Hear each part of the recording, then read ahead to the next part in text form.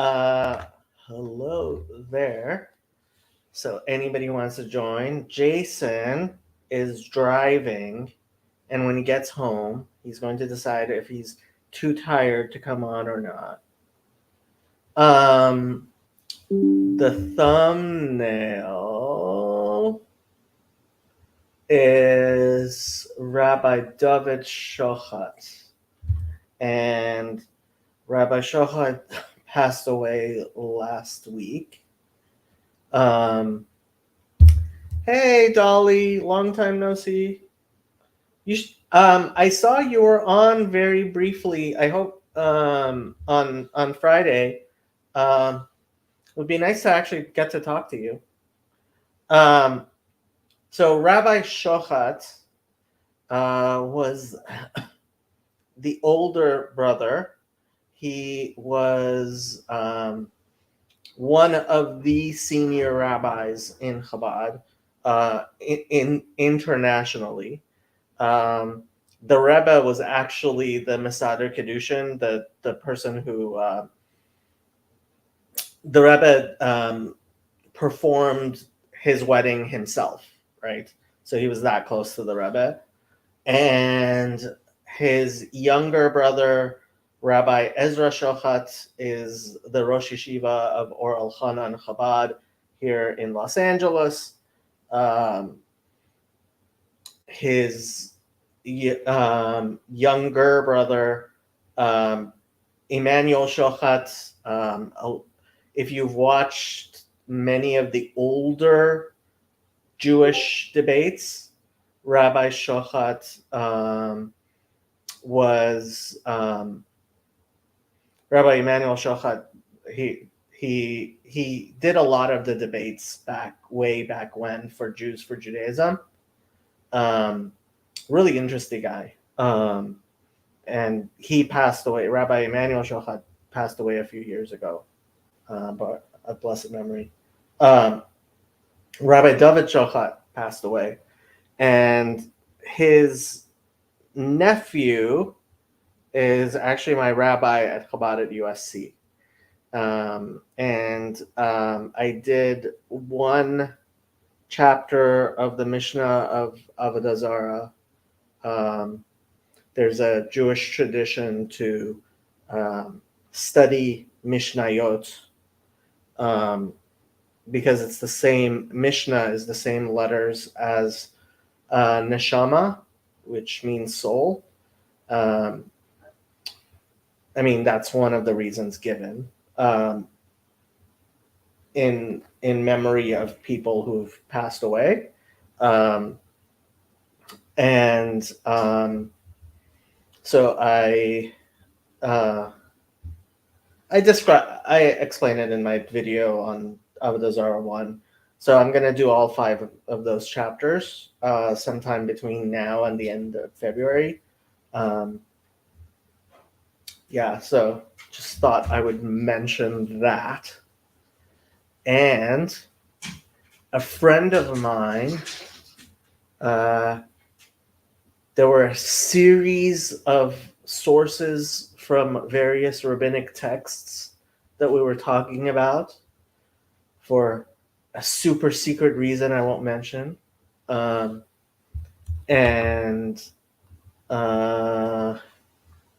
thought I would go ahead and look up some of these sources.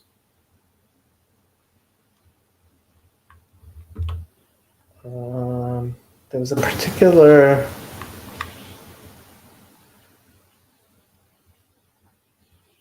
particular piece of the Talmud about Noah, which I wanted to look up.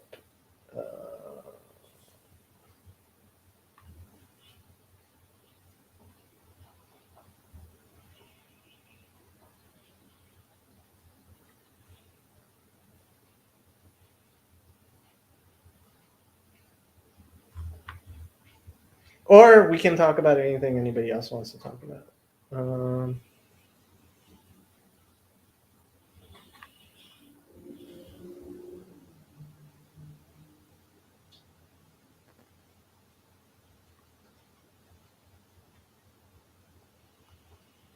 Where was that?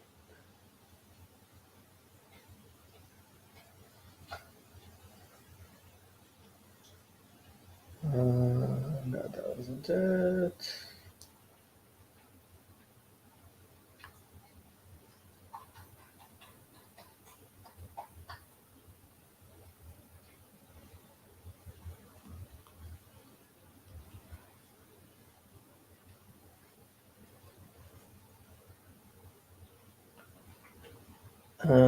There was a thing which talks about the animals on Noah's Ark, and well, we should actually do this. So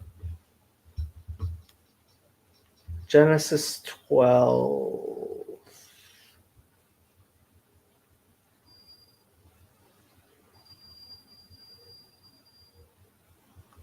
Where was that? Sorry, I didn't prepare this very well. I was busy right before the video started.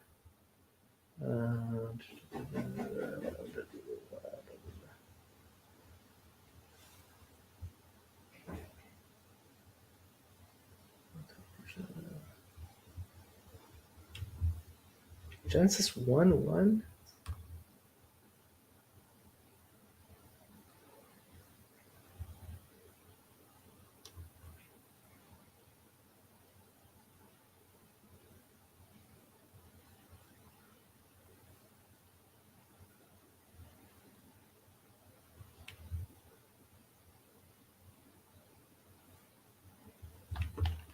Well, let me pull up Safaria.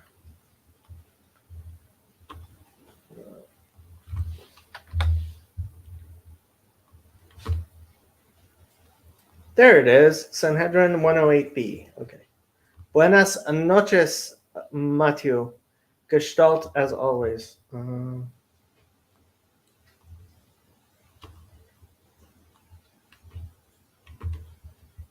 If you have a particular topic you're interested in, Sanhedrin 108b. So, Sanhedrin, Talmud, Sanhedrin,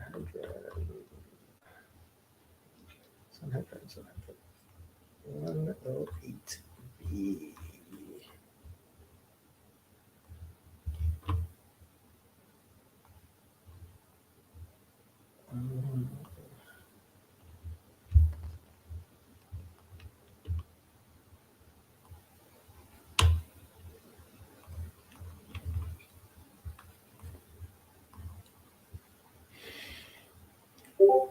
Okay.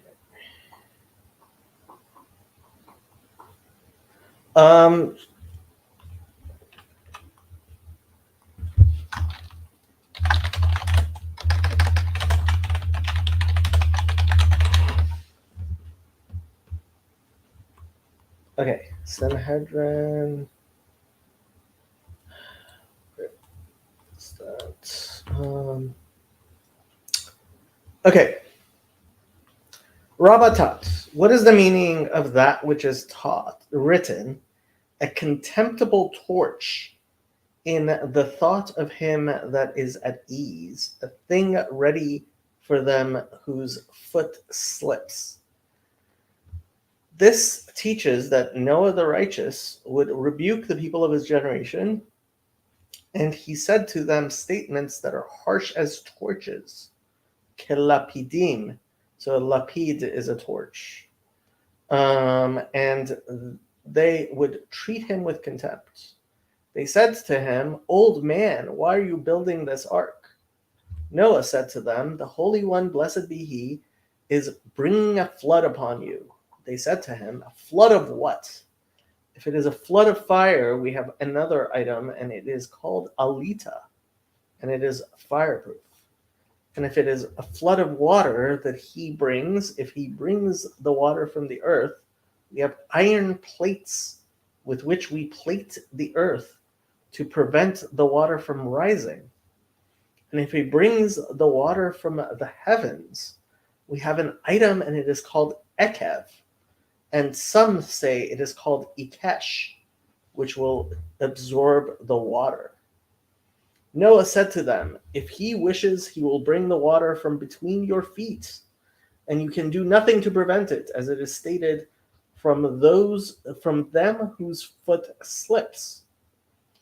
It is taught in a Braita, the waters of flood were as hard and thick as semen, as it is stated, for them whose foot slips, foot being a euphemism, so there is no actual Hebrew word for penis, and so foot and penis are actually the same word in Hebrew. Rav Chisda says, with hot semen they sinned, and with hot water they were punished. As it is written here at the conclusion of the flood, and the waters assuaged, and it is written there, then the king's wrath was assuaged. Esther 7:10. Just as the term assuaged, let me see what the actual Hebrew there is. I mean, I could look right here.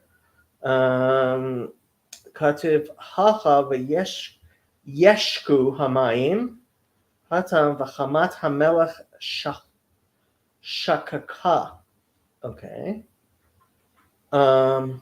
There is referring to the heat of Ahasuerus's wrath, so to assuaged with regard to the flood is referring to the hot heat of the waters.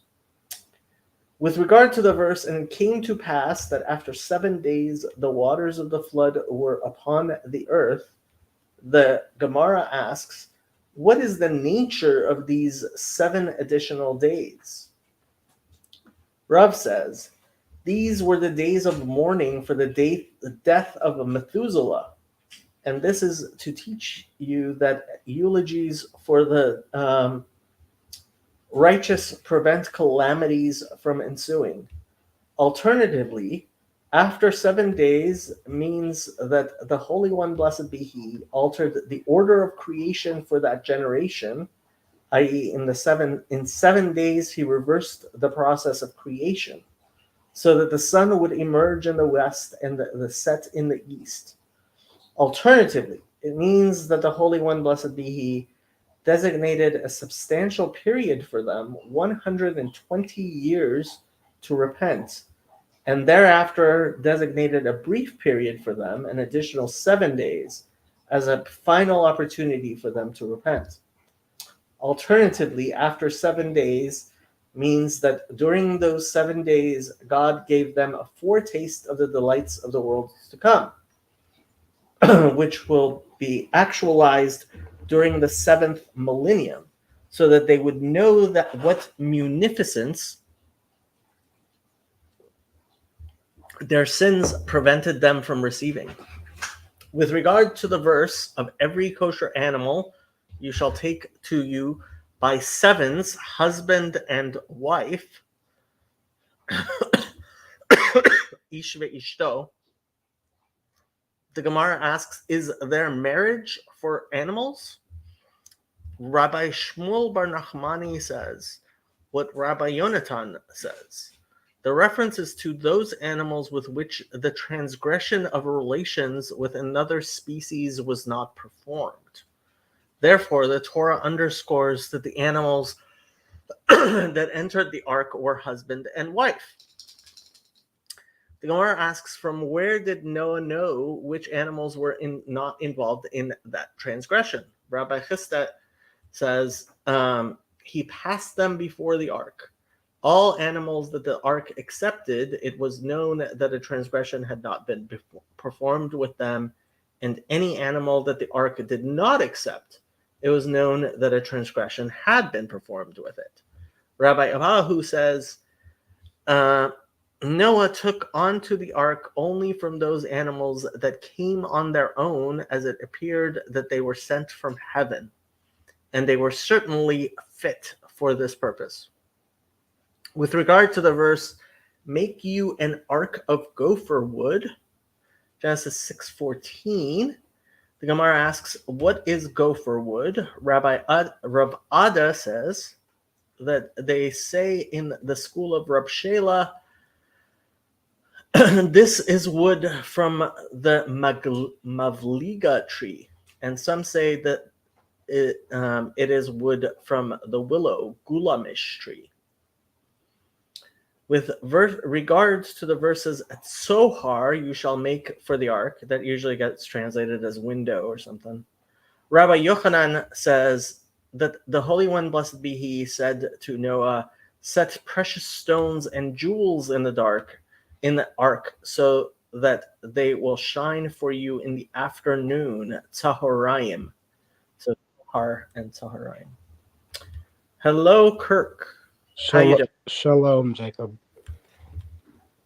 How are you doing, Kirk? I'm doing well. I was sick for the past couple of days, but I'm feeling a little bit better. Well, you should not get sick anymore. That's prohibited. With regard to the verse, and to a cubit you shall finish it above. What are we reading about? We're just reading through an Agadata of Sanhedrin 108b regarding Noah. The Gemara explains that in that manner, having been built wide as at its base and narrow at its top, the ark would stand upright and would not capsize. Okay. With regard to the verse, with lower second and third stories shall you make it, it was taught in a Braita. The bottom story was for manure, the middle story was for animals, and the top story for people. Tahtit shenit ta'aseh. Huh. Is Safari's translation generally good? It's Rabbi Adin Steinsaltz's translation. And that's generally a good thing? Rabbi Steinsaltz was a much better man than I, that's for sure. Yeah, but being a better man doesn't make you a better Hebrew. He definitely knew Hebrew better than I do, and Aramaic. Rabbi Steinsaltz was one of the most prominent and I believe a Chabad rabbis. Yes, he was a Chabad Chassid, but generally he was more known and respected outside of Chabad than inside of Chabad.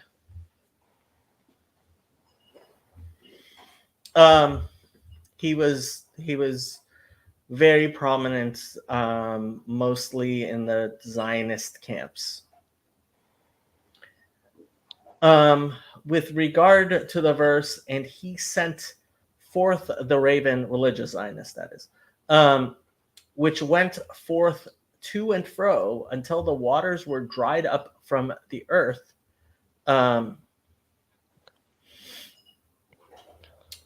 Resh Lakish says, he wrote a commentary on the Tanya, but that's not what he was known most for. He was mostly known for his translation of the Talmud. What does the flood mean to me? Good question. Is it literal in your opinion? What do you mean by literal? Like, do you believe there actually was a physical ark as described in the Bible and the flood and it all happened?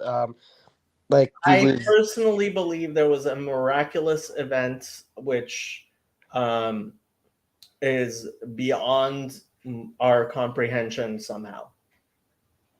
I mean, fair enough. Resh Lakish says, the raven provided a convincing response to Noah. When it did not wish to leave the ark, the raven said to him, your master, God, hates me, and you hate me.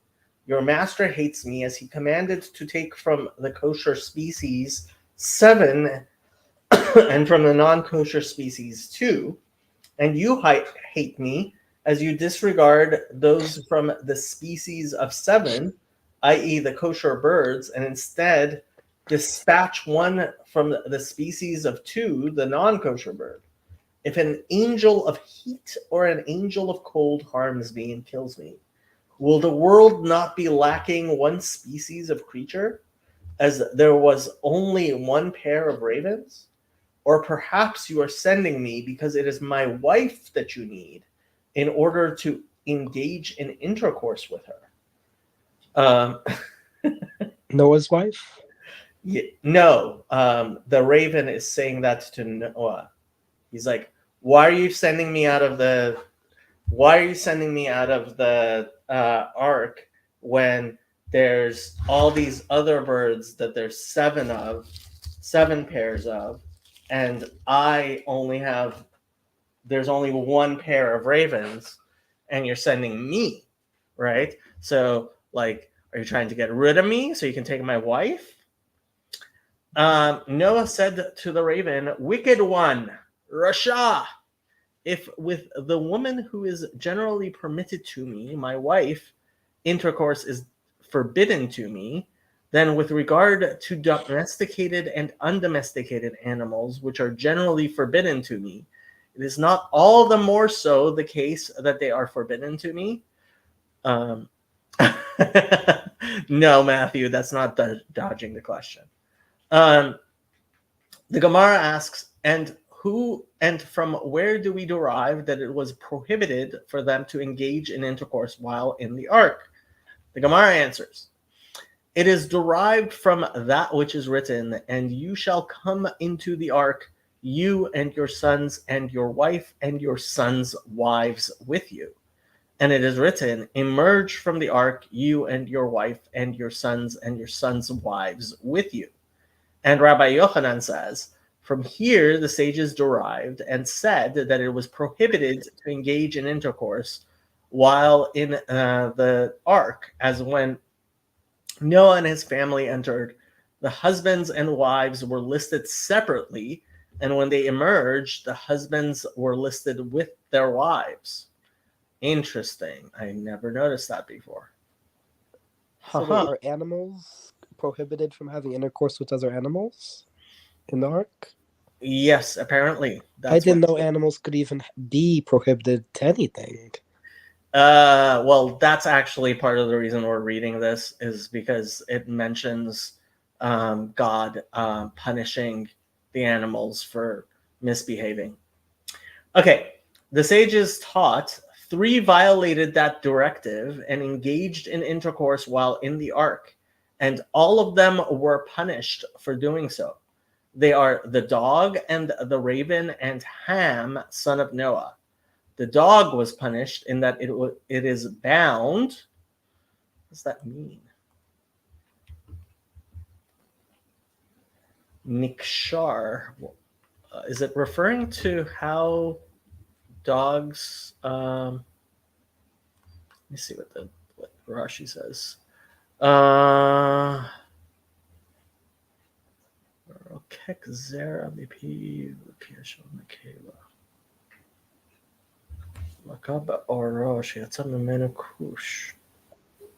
That's interesting and strange.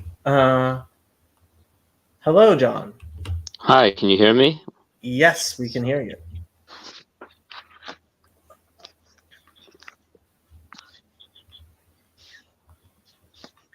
What did you want to say? I just figured I would. I mean, join in? I would join in. You are very welcome to join in. Okay, so I'm trying to see what any of the commentaries say it means by. What's the echo? By the dog. Oh, that is. I think that's John. I muted you, John. You can unmute yourself when you want to speak. Okay. Do you prefer Rashi or? I always go to Rashi first, but yeah, John, you're echoing. Oh, okay. Yeah. I always go to Rashi, but Rashi didn't have a commentary there. So you prefer Tosafot when there's not a Rashi, or? Tosafot is a commentary on Rashi usually. It's very rare that Tosafot will comment on the Talmud without there being a Rashi. Pirush kashahu bo'el b'achnasat ever bekushi ena yachol lifrosh olav. Yeah, so this is actually the case with with dogs. If you've ever seen dogs mating, it takes them. It's called nodding. Yeah, it's called nodding. Yeah, it takes them about an hour to get. It depends. It varies, but it could take up to that. Yeah. Yeah.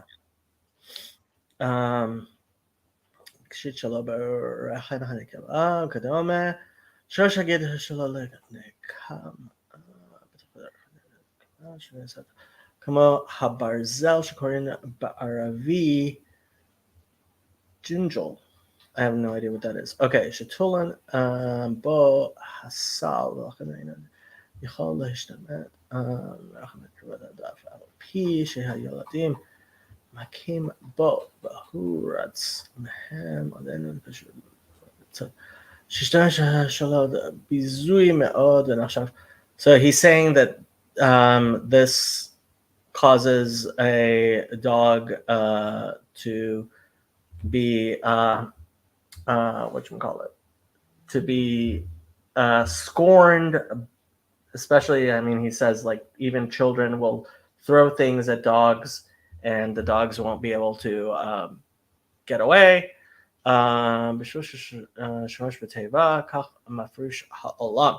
So that's what the world generally explains. Ach harama zal, I am not sure who this Rama he is talking about is. Havi pirush acher shahu nekshar b'shloshetan shelo yazik achar hamachila pirush ze lo yitachen hayesh kama chayot shetzarich לקשרן בשלושתן שלא יזיקו בעוד קשר. So he says that this doesn't make sense because it's not just dogs or these three which have this situation. This trait. Yeah. Well, here's an interesting thing, and maybe this is a bit of a stretch, but like if that thing that's being discussed in Talmud is like, what could the animal's punishment be for disobeying God? This could have implications for like, if aliens are real, like theoretically God could obligate them. Kirk, you're going off like I have no idea where that came from. Okay, so just non-humans being obligated. Right. So God can command anything. So the Ben Ish Chai is now going to give his own reasons.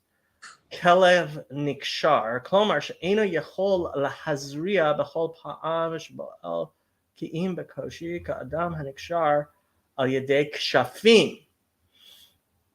She'eno yechol lahazriya Ken hakelav be'ilotav eno mazriya b'hem. So he's saying that there's a sort of binding which makes dogs less fertile. Like a human who may have been cursed through witchcraft. I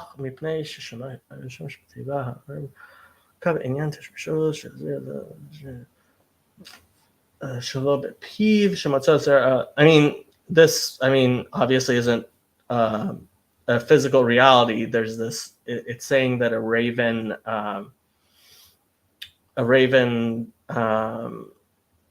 inseminates through its mouth, which isn't true. Shemotzi zera mipiv lapi nekeva b'dvar zeh gam ken chashiv lekatov shekum peshel mata. Let's see what Chidushe Agadot says. Yeah, that's Nechama Leibowitz used this. Interesting. Why did Nechama Leibowitz come up with this? Okay, I have no idea. Okay. The dog and the raven and Ham, son of Noah. The dog was punished in that it is bound. The raven was punished in that it spits. And that's how people are explaining the Orav V'cham, Orav Rock, Ham Lakava Orav. Interesting. And Ham was afflicted in his skin. Let me see if Black skin is a curse. I mean, that's Ham was cursed. I mean, what exactly that curse was is a different thing.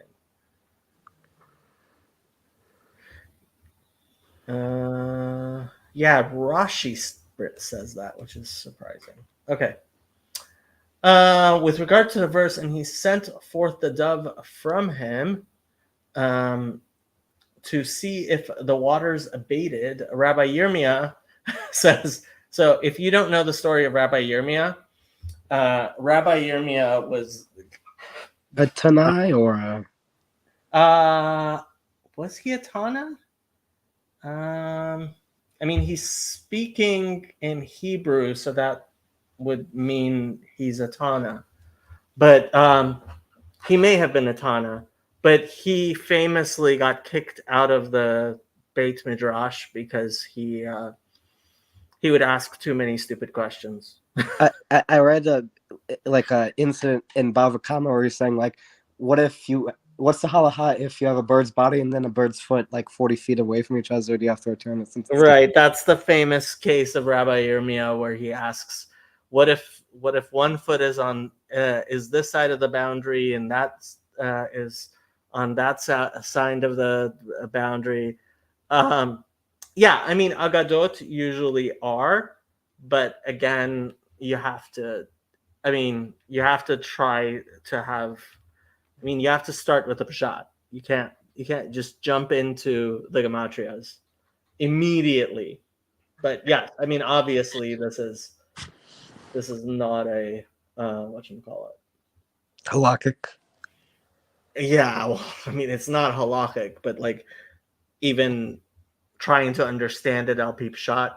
Honestly, a lot of people people will simply, while they will translate these parts, they will just skip them.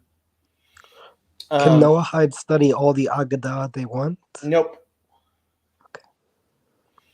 Generally, there's no reason for a Noahide to study Agadot.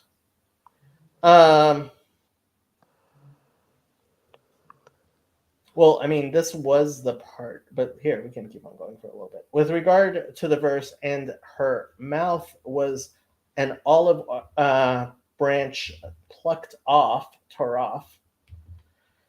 Rabbi Elazar says, the dove said before the Holy One, blessed be he, master of the universe, may my sustenance be bitter as the olive and dependent on your hands, and not sweet as honey and dependent on the hands of flesh and blood.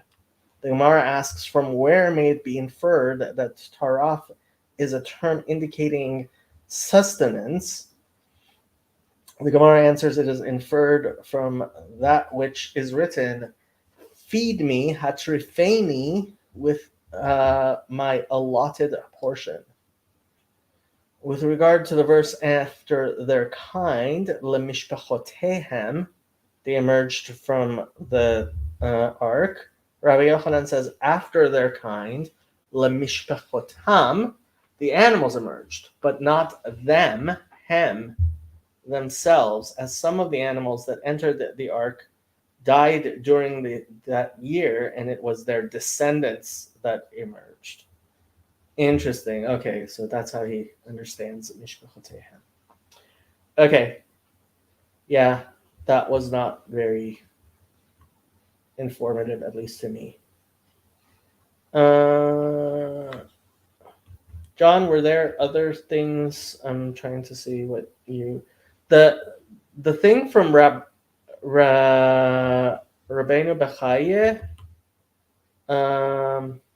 If you're asking the kind of relevance and why it's interesting, it's just as it was already brought up, as Kirk mentioned, it's brought up as something that's interesting in that we see here that animals can be prohibited Yeah, and they can receive specific punishments from and the Hashem. reason I brought up aliens is because I believe it was like there's an idea that aliens can't have free will because they didn't have God's soul breathed into them, I believe, or something like that. That's because most people would say if there are aliens, those aliens are angels.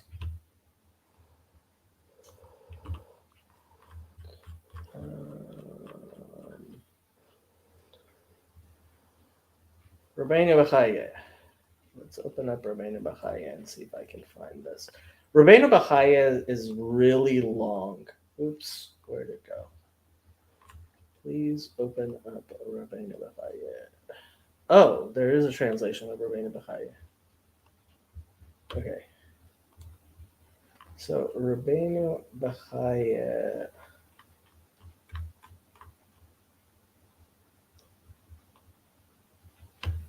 Sorry, John, I muted you because you were what you call it. You can unmute yourself, but like, please remember to mute yourself because it's really hard to hear when you're echoing.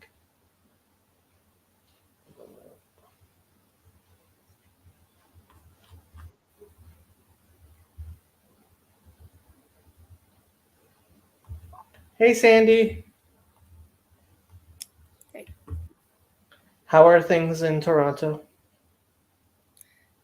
They are good. Things are pretty good here. But you're reading Hebrew, so I'm like, oh. Well, I mean, we were actually, I mean, mostly just reading the English, but. Well, that's fine. Oh, this is Rabbeinu Bachaya ben Asher. I don't know if I have. The father is the Rosh. No. Rabbeinu Bachia is not the son of the Rosh. No. You're thinking of the Torah. I mean, Asher is a common Hebrew name.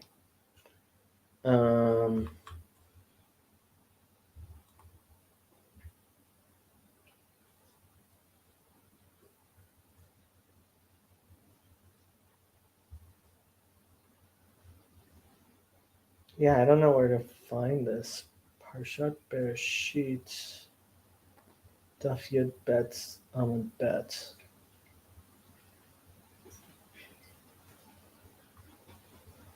Yeah, I don't know where to find this Rabbeinu Bachaya.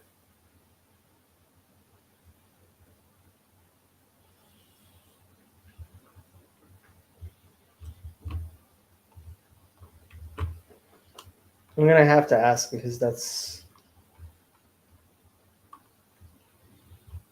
Let me see if they have a commentary.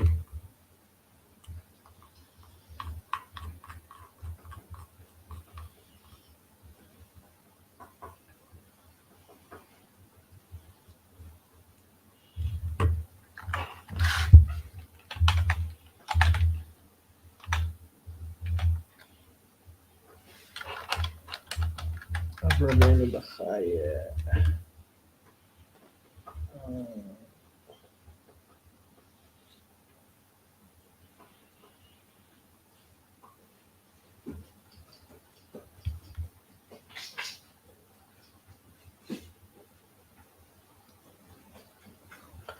Yeah, I have no clue where the original of this is.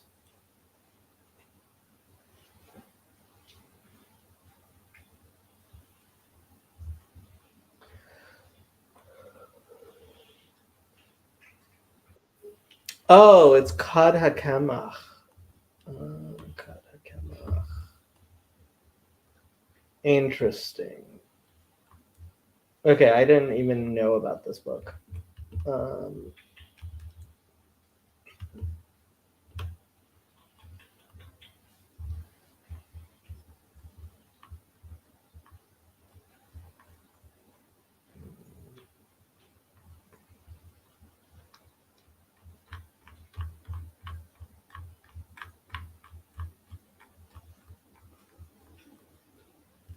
Yeah, I have no clue what this book is.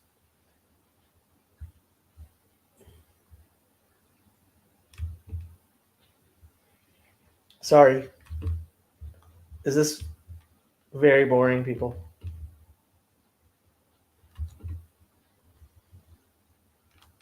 Now, while you're looking it up, what is it referencing from your? Good question, but we're not going to talk about that. Or not? My friend John has had certain questions about something from something which he doesn't want to talk about, but he wanted to look up the references, and I thought looking up the references was interesting, but I can't even find the references. Is What's John Jewish? difference? John is What's the difference between where you were and where you, like, what we're looking for him? So 'Cause- so there's two ways of finding things in a Jewish library. There are commentaries, and you can find the commentaries. The good thing about Sefaria is, so for example, let's say we go to, so you go to Genesis 1:1, right? And then Sefaria has hyperlinked all of the various stuff which come back here, which is why Sefaria is absolutely awesome. Like it really has a lot of like the hyperlinks is absolutely awesome. Uh-huh. Now, even if you didn't have the hyperlinks, so let me pull up a page of the Rabbinic Bible for you. Let me see if I can find a page. It's a Mikriot Gedolot. And Correct. the page you were on, it had the Rabbeinu Bahai.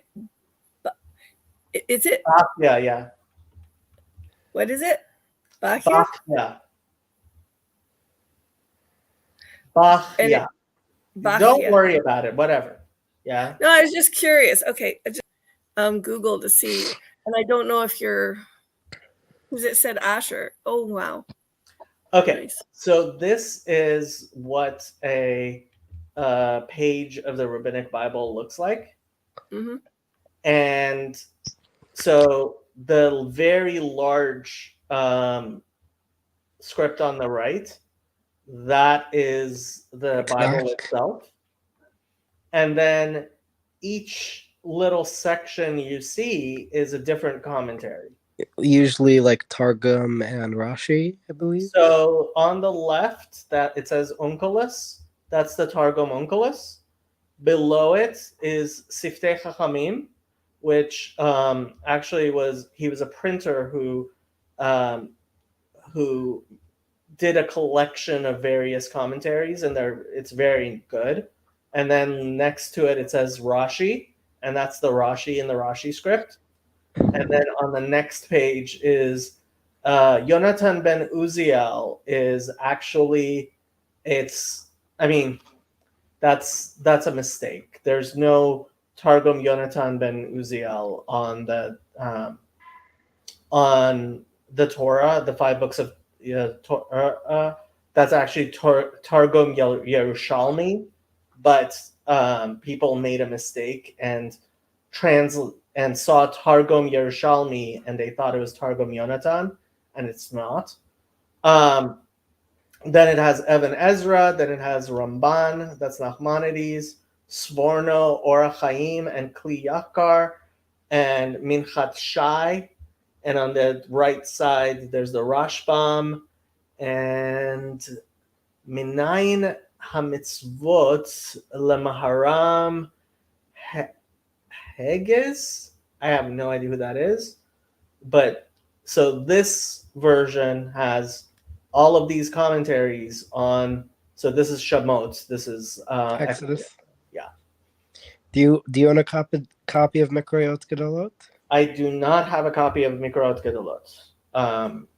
Mostly because it's just It's It's really expensive. bulky, and the cheap prints you can get, which you can get, they're just they they're really hard to read, and the expensive ones are retypeset and stuff and are really nice, but they're really expensive and they're huge.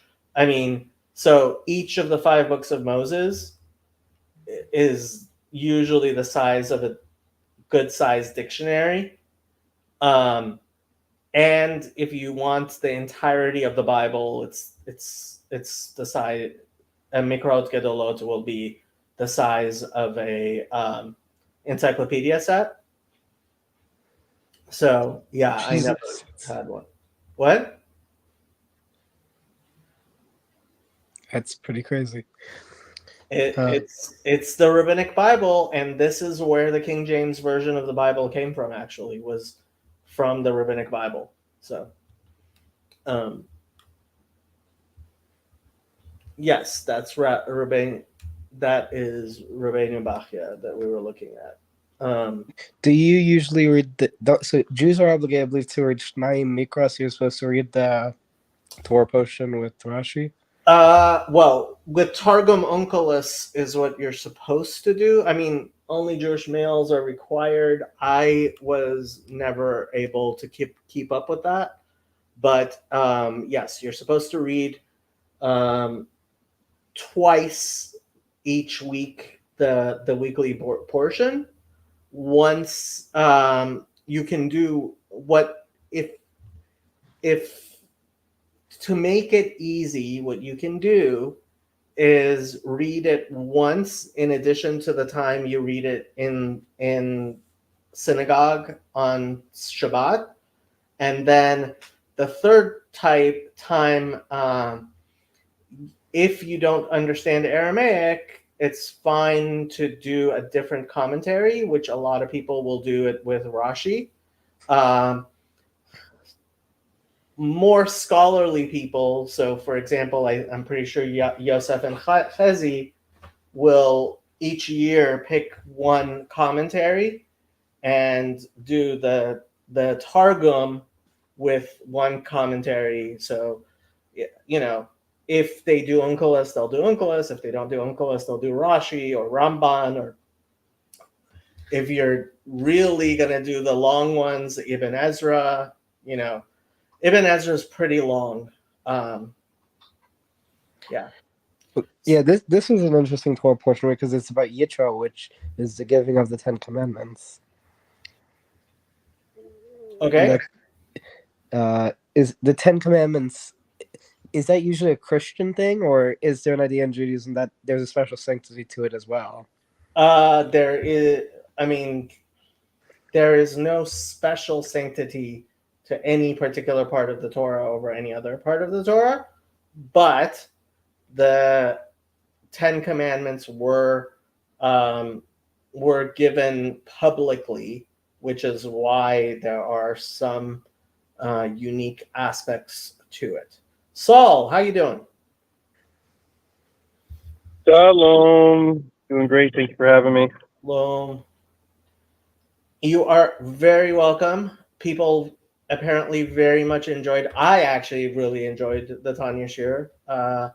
It was nice having somebody there who knew more than I do. Baruch Hashem. It was a very lofty Tanya study, that's for sure. I enjoyed studying with you. Tanya studies are lofty. Tanya studies are definitely lofty. John, was there anything else? I can't find the Rabbeinu Bachaya. Was there anything else?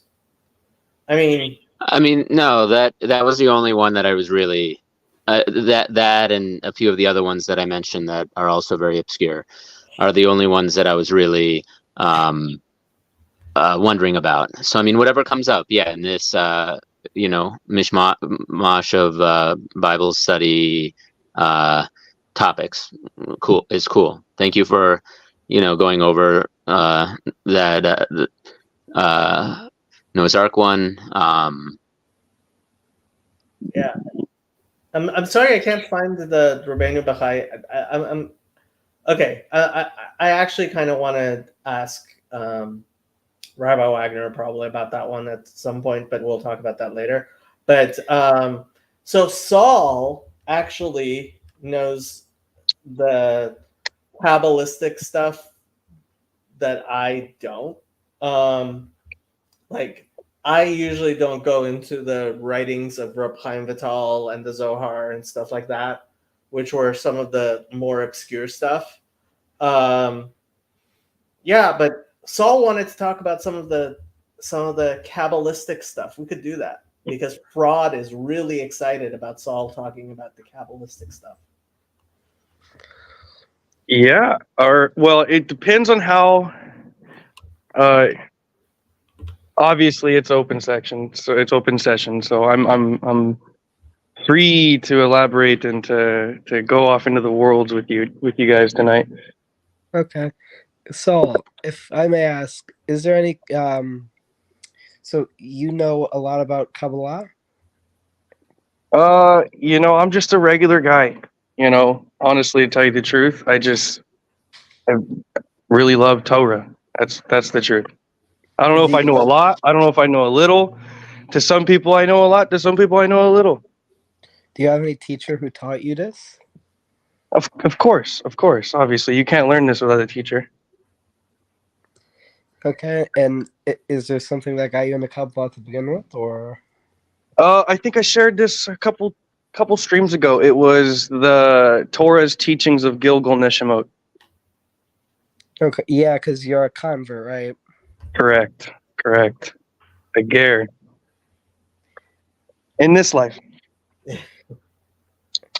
I don't know much Kabbalah, but I have seen Jacob study Tanya, which isn't quite. I mean, Hasidus it doesn't incorporate Kabbalah, but it's more.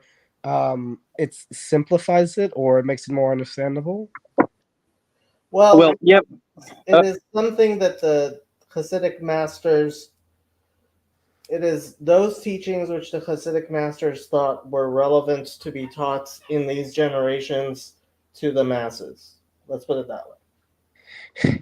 Well, the stuff I have seen that is sort of relevant is there are some like Musar Kabbalah, like the Hafetz Chaim in his books on against Lashon Hara. There are certain Kabbalistic concepts about like how dangerous Lashon Hara can be for the Neshama. So you can even incorporate it into like ethical teachings like that.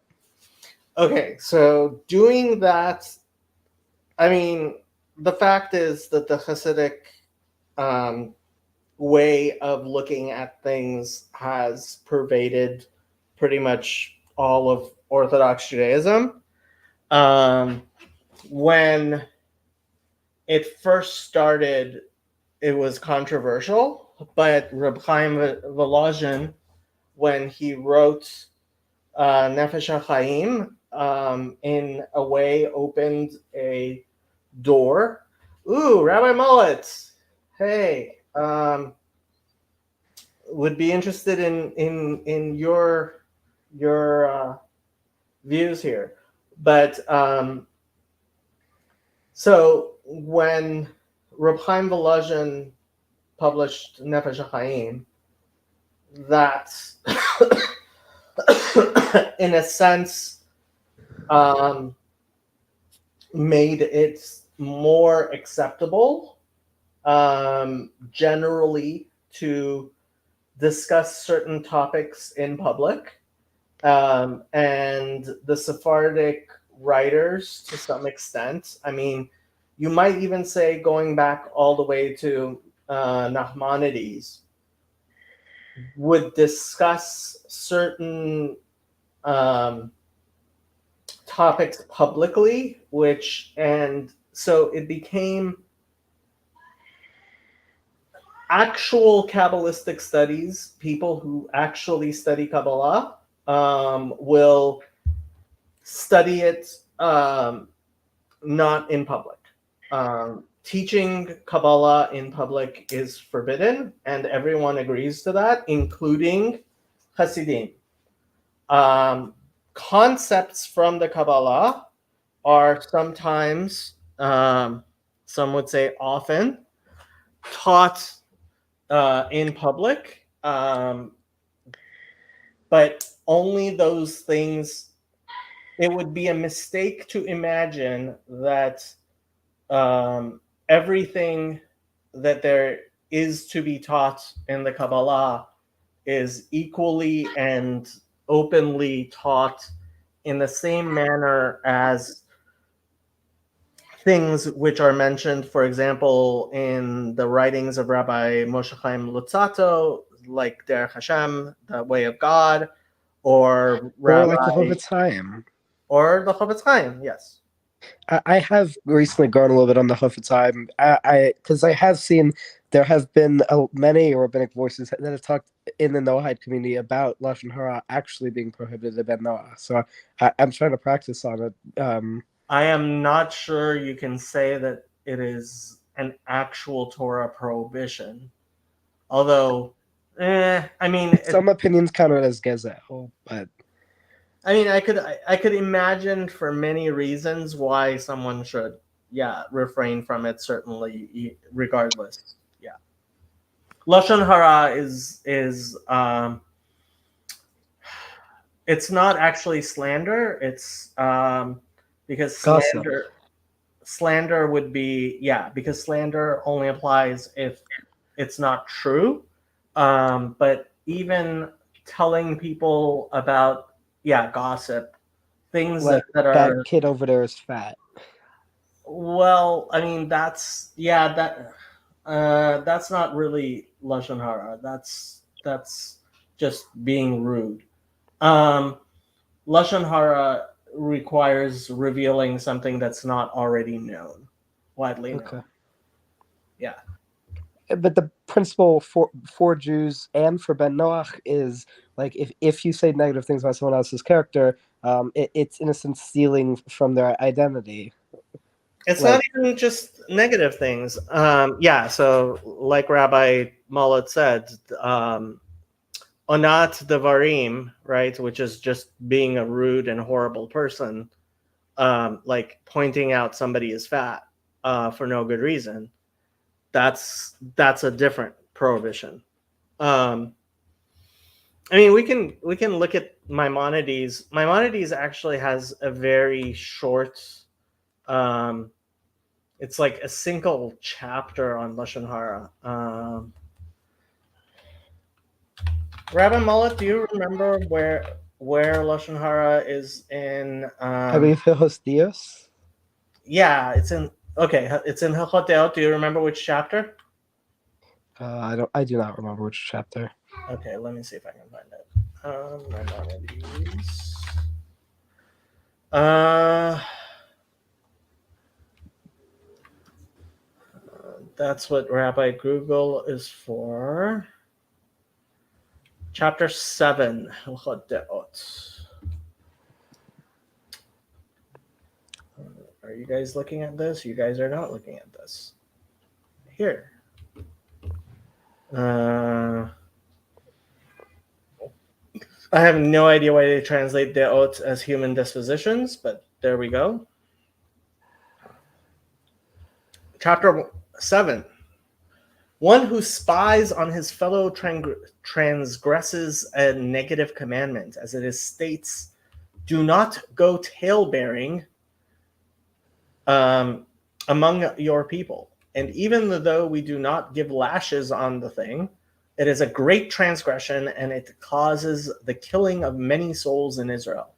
Therefore, it is adjacent to the same verse to do not stand upon the blood of your neighbor. Go out and learn this from what happened to Deog, the Edomite.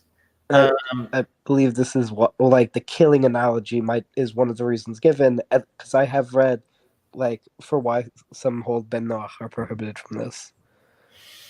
Who is a talebearer? Rachil, one who carries things and goes from one to another and says, so did X say, such and such did I hear about X. Even though it is the truth, he destroys the world. Because there's no good reason to talk about it. Okay, Kirk, Shah. There is a much greater sin than this. and it is included in this negative commandment, and that is evil speech, lashon hara, and that is the one who speaks disparagingly about his fellow, even though it is true. But one who speaks falsely is called the producer of a bad reputation, motzi shemra, about his fellow.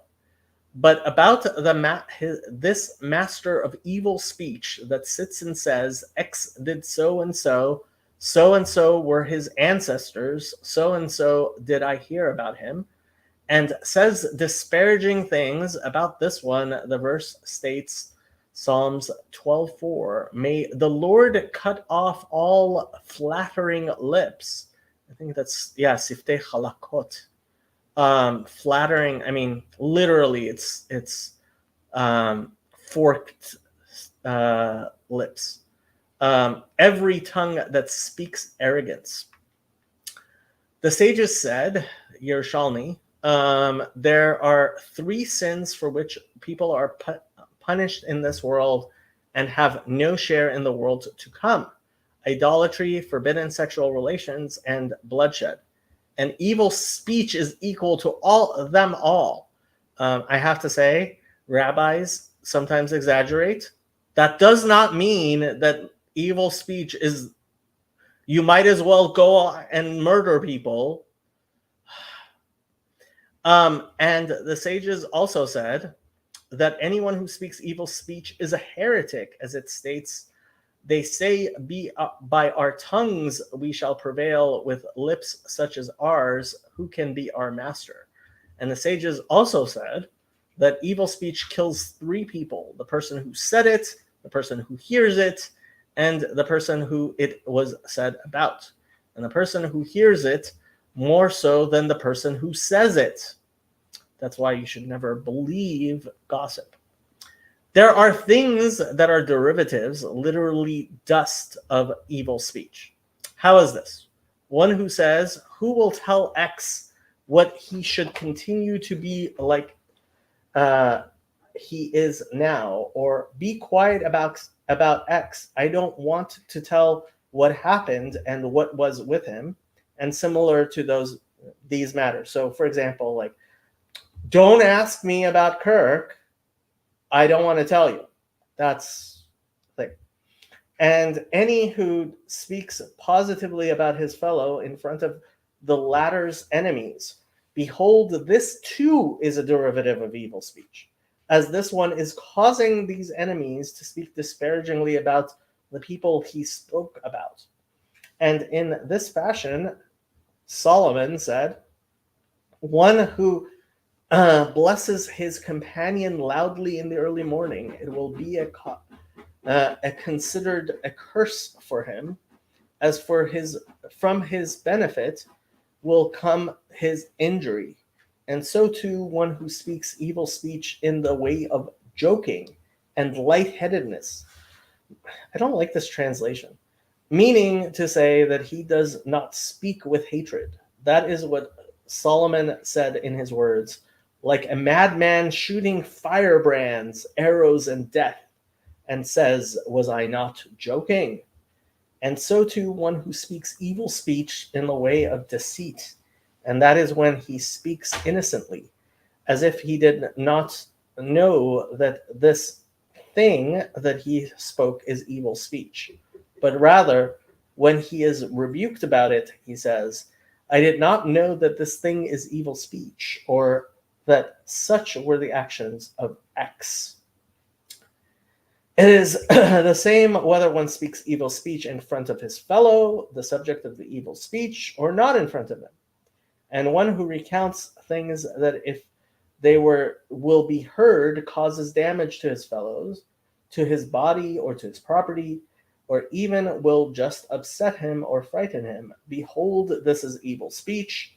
And it is said in front of 3 listeners, the matter is already heard and considered known.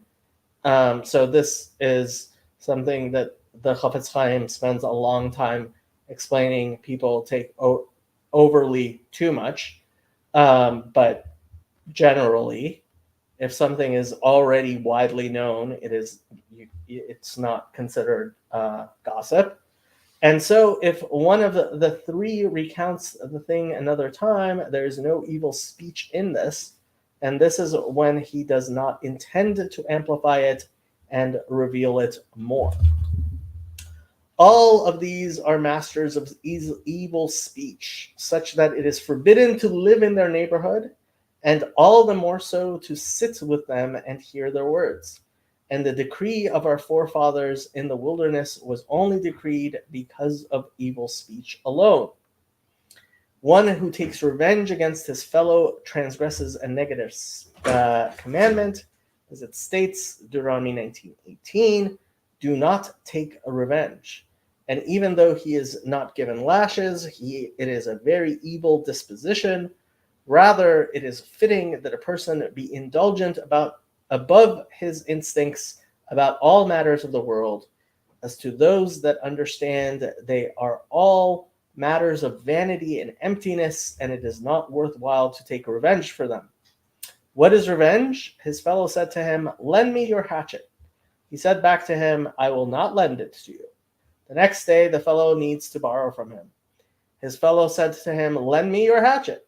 He said back to him, I will not lend to you the same way you did not lend to me when I asked you. Behold, that is taking revenge. Rather, when his fellow comes to borrow, he should give it to him with a full heart and not treat him like the other treated him. And so too, all that is similar to these, and so did David say in his good characteristics, if I have dealt evil to my ally and who rescued, etc.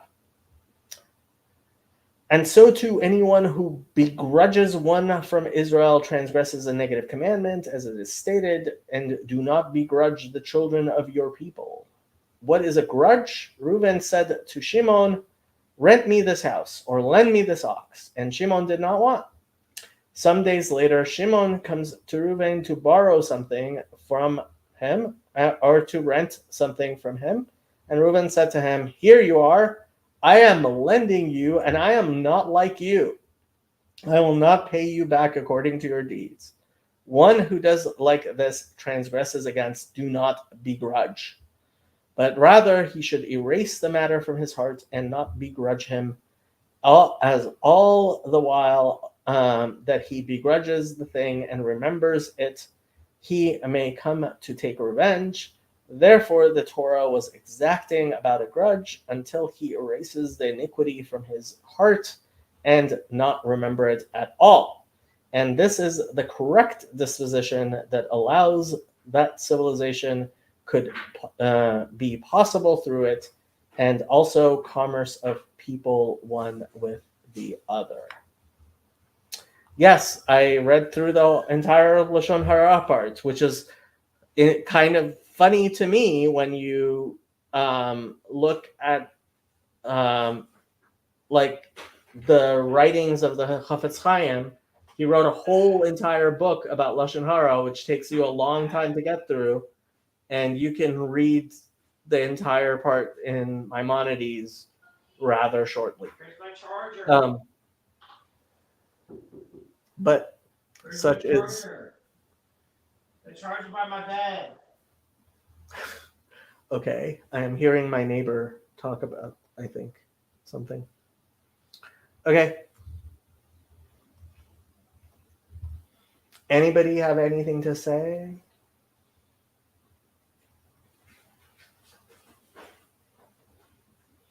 Come on, Kirk, I know you have something to say.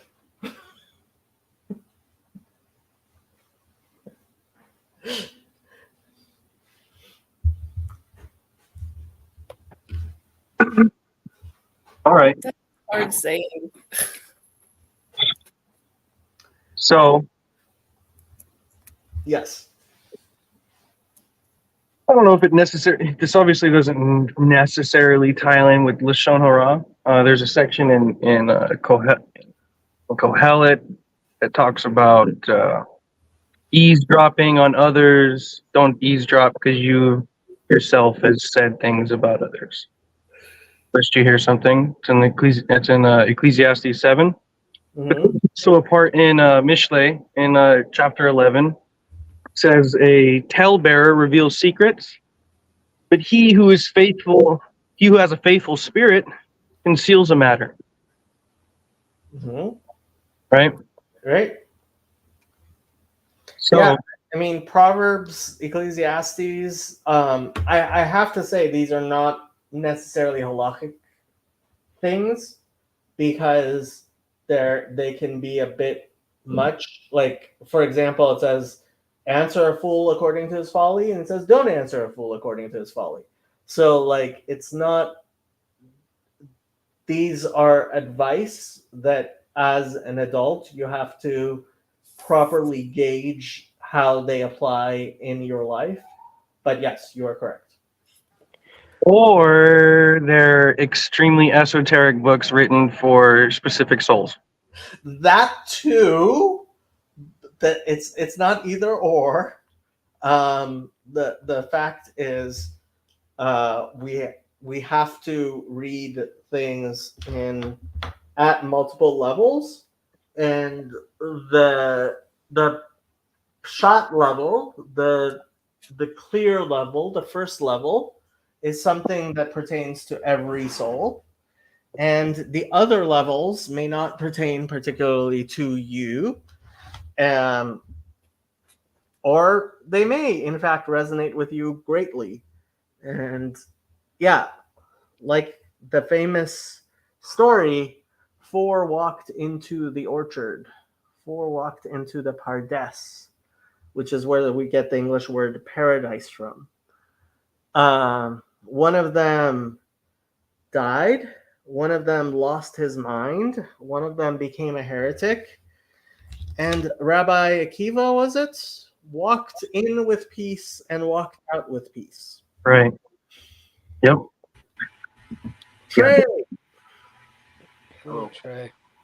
what are you printing today? How many surfboards have we got now? None yet.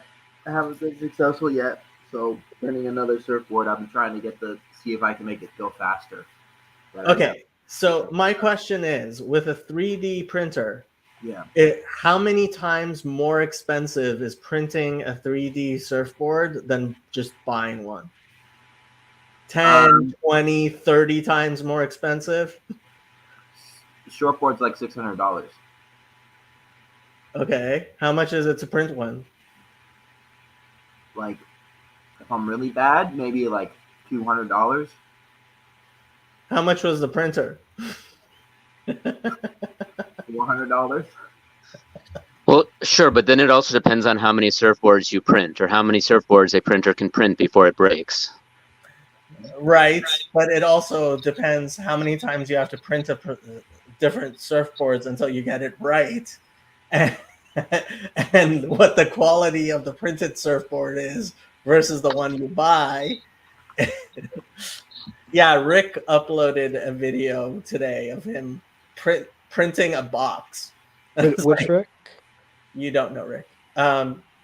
Rick is Paul Vanderklay's imaginary friend. Yes, so that is a passage from Chagiga 14, and it is Rabbi Akiva. What's so funny, Trey? What's the name of the passage, Jacob? Chagiga 14? Oh, okay. Just checking. You are so bad. What's up, my?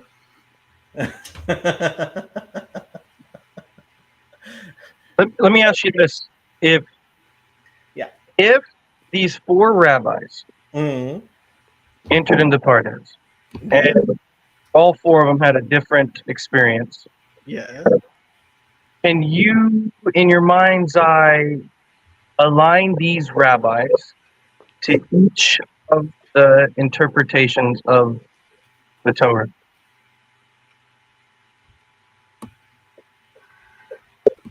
Yeah. Yeah. You can?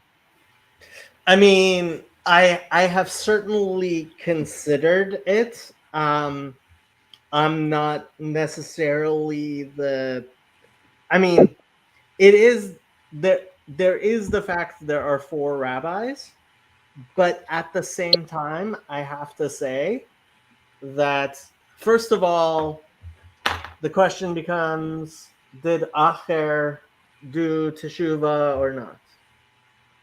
Does Acher in the end come back? And I would generally say that you should generally assume that that answer is yes. And then you can talk about the 4 sons in the Haggadah, right? So there's the Chacham, there's the Rasha, there's the Tam, and Eino Lishol, Yodea Lishol, right? The simple son and the one who does not know how to ask. So how those correspond with the 4 levels, and do all of them end in the same place? I would say generally you have to believe that all of them in some Rabbi Mullet says, isn't it explicit that he dies in sin and Rabbi Meir must redeem him in the next world? Yeah, but that means Rabbi Meir redeemed him. One thing about Elisha ben Abuya is that I don't know if it's a midrash, but there's a situation where he's on a horse on the ruins of the Holy Temple, and Hashem says somehow tshuva comes up, and Hashem tells him everybody can make tshuva except for you. It's pretty harsh. The story is that Rabbi Meir and Elisha ben Abuya Acher were walking on a Sabbath, and they got to the place where you can on the Sabbath not walk anymore to home Shabbat, which is a rabbinic injunction. Right, and Elisha ben Abuya was counting the steps, and then the rabbi he said, "Rabbi, you need to go back. You've walked as many steps as you can." And then the rabbi said, "Return with me." Tshuva means return. Yeah. Why don't you return with me? Return with me, Elisha ben Abuya. And a voice from heaven came out and said, "Anyone can do teshuva except for Elisha ben Abuya."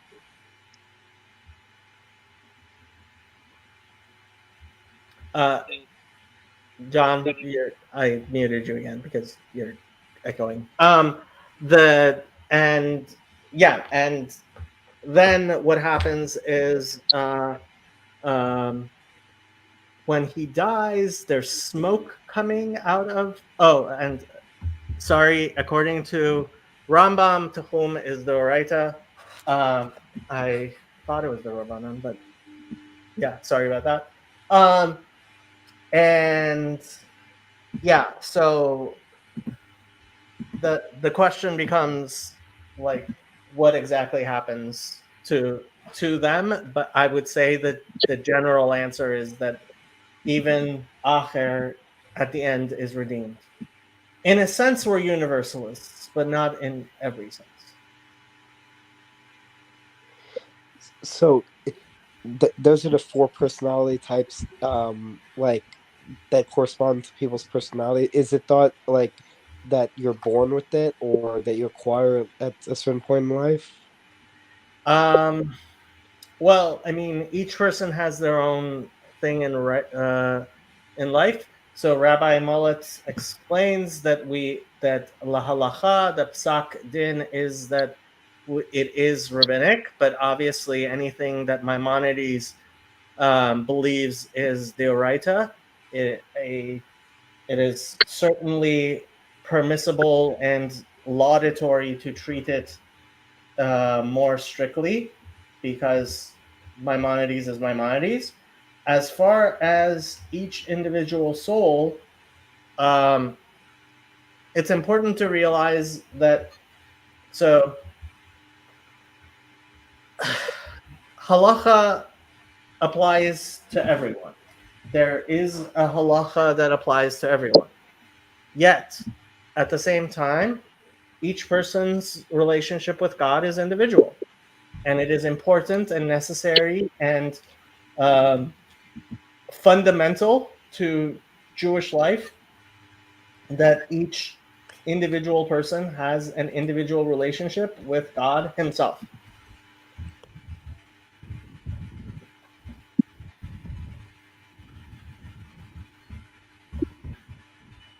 So,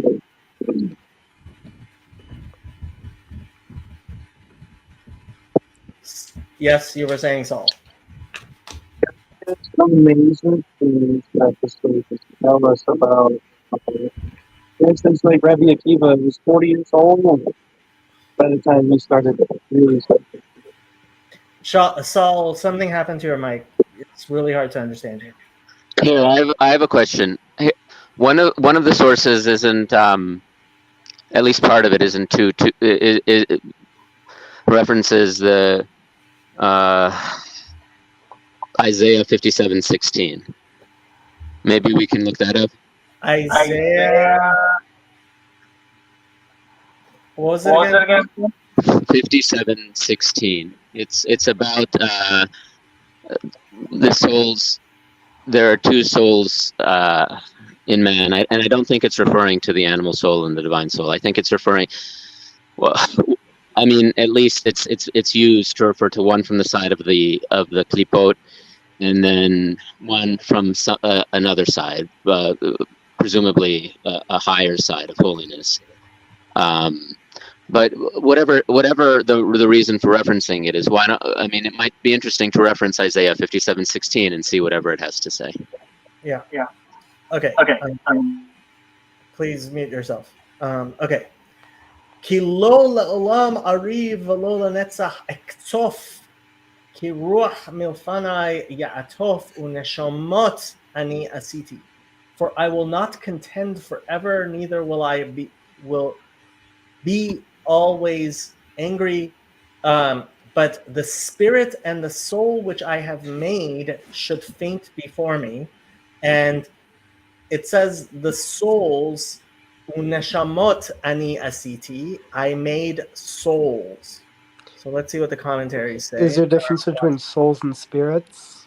Yes. So ruach is usually translated as spirit, and neshama is usually translated as soul. Although, I mean, in the Hebrew, we keep the actual language clear. Let me see what Rabbi Mullet says. Elisha ben Abuya is the one who reports about the bat kol, as I recall, and many understand this to be his own self-perception rather than true bat kol. Yeah, I heard that from Rabbi Breitowitz also. Fraud and I both heard that. Another takeaway from that is that even if he himself would say one cannot do teshuvah, we don't listen to God in that case and will still repent. Because ein davar omed mipnei tshuva, and like it says, lo b'shamayim hi. I mean, if the rabbis say you can do teshuvah and God says no, God's wrong. That was a little bit of a joke on my part, but not too much. Okay. So neshamot. Okay, I'm not sure what he's saying there. Are you guys able to hear me now? Now we are. Okay.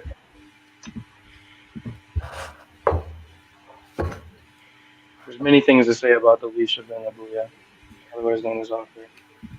There definitely is. One of the amazing things you can see from Acher is the power of Torah, right? How his learning was so great. And Yeah. Torah, and even Rabbi Meir would learn from him, like was already alluded to. I think he's even in Pirkei Avot as well. Is Elisha ben? Yeah, he is. He is quoted in Pirkei Avot. Yeah, I believe as he was So talking about this it in is the Malbim on Isaiah 57:16. Ruach HaNeshamot. Biarti bepirsh Bereshit. I explained in the explanation on Genesis. Ki lifamim tihye neshama ketana meruach. It is possible that sometimes the soul, the neshama, is less than the spirit, ruach. Im yedaber rak al haneshama asher be'apav kol asher neshama be'apo. If it's talking about that part of the neshama which is in his nostrils, which all things have. Uzeh pirashti lamala, and I explained above chapter 42, I guess, of Isaiah. Noten neshama am aliyah, one who gives a spirit to the people of, to the ascendant people. Aval kishiyedaber bebechinat ha'etzem, but when you're talking essentially, haniskav, the great essence, hanikra ruach v'neshama, that is called spirit and soul, tihye neshama madriga gadola me'od, this soul is of a great degree, al hachelek ha'eloki hanitzchi haniskav hashochen ba'adam, the great, holy, and eternal part that dwells in man. Klo begavia, that has no gavia, that has no form. Ad et tipared v'tashuv lemekoma, till the instant when it leaves and returns to its very place. Ubazeh metzayer po, and that's what this is talking about. Haruach Chaim, the animating spirit, hamitlabesh umit'atef beguf ha'adam, which is enclosed and faints in the, or I mean, the word atof here is translated as faint, but it also means to enwrap. In the body of a man, hu milfanai, he before me. Aval haneshamot ani be'atzmi asiti, but the souls I have made by myself. Otam poel yadai, they are the work of my hands. V'chalki, and a piece of, and my piece. Lo rak milfanai, are not simply those things which come from before me.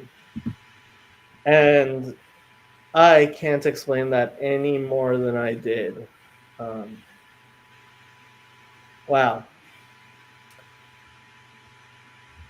He who understands, understands, which is not me. And yes, we can talk about the Messiah, Trey, if you want. Okay. Well, I mean, the word that you were talking about in rap, that's probably in reference to the klipa. But yes, I would have to read that and contemplate it for a little while to understand. Yeah, that Malbim. I mean, I love. So my go-to commentary on Nach is the Malbim, but he often talks about things which no clue. What's the question again? So I think you're asking about Trey's question, Rabbi. What's your question, Trey?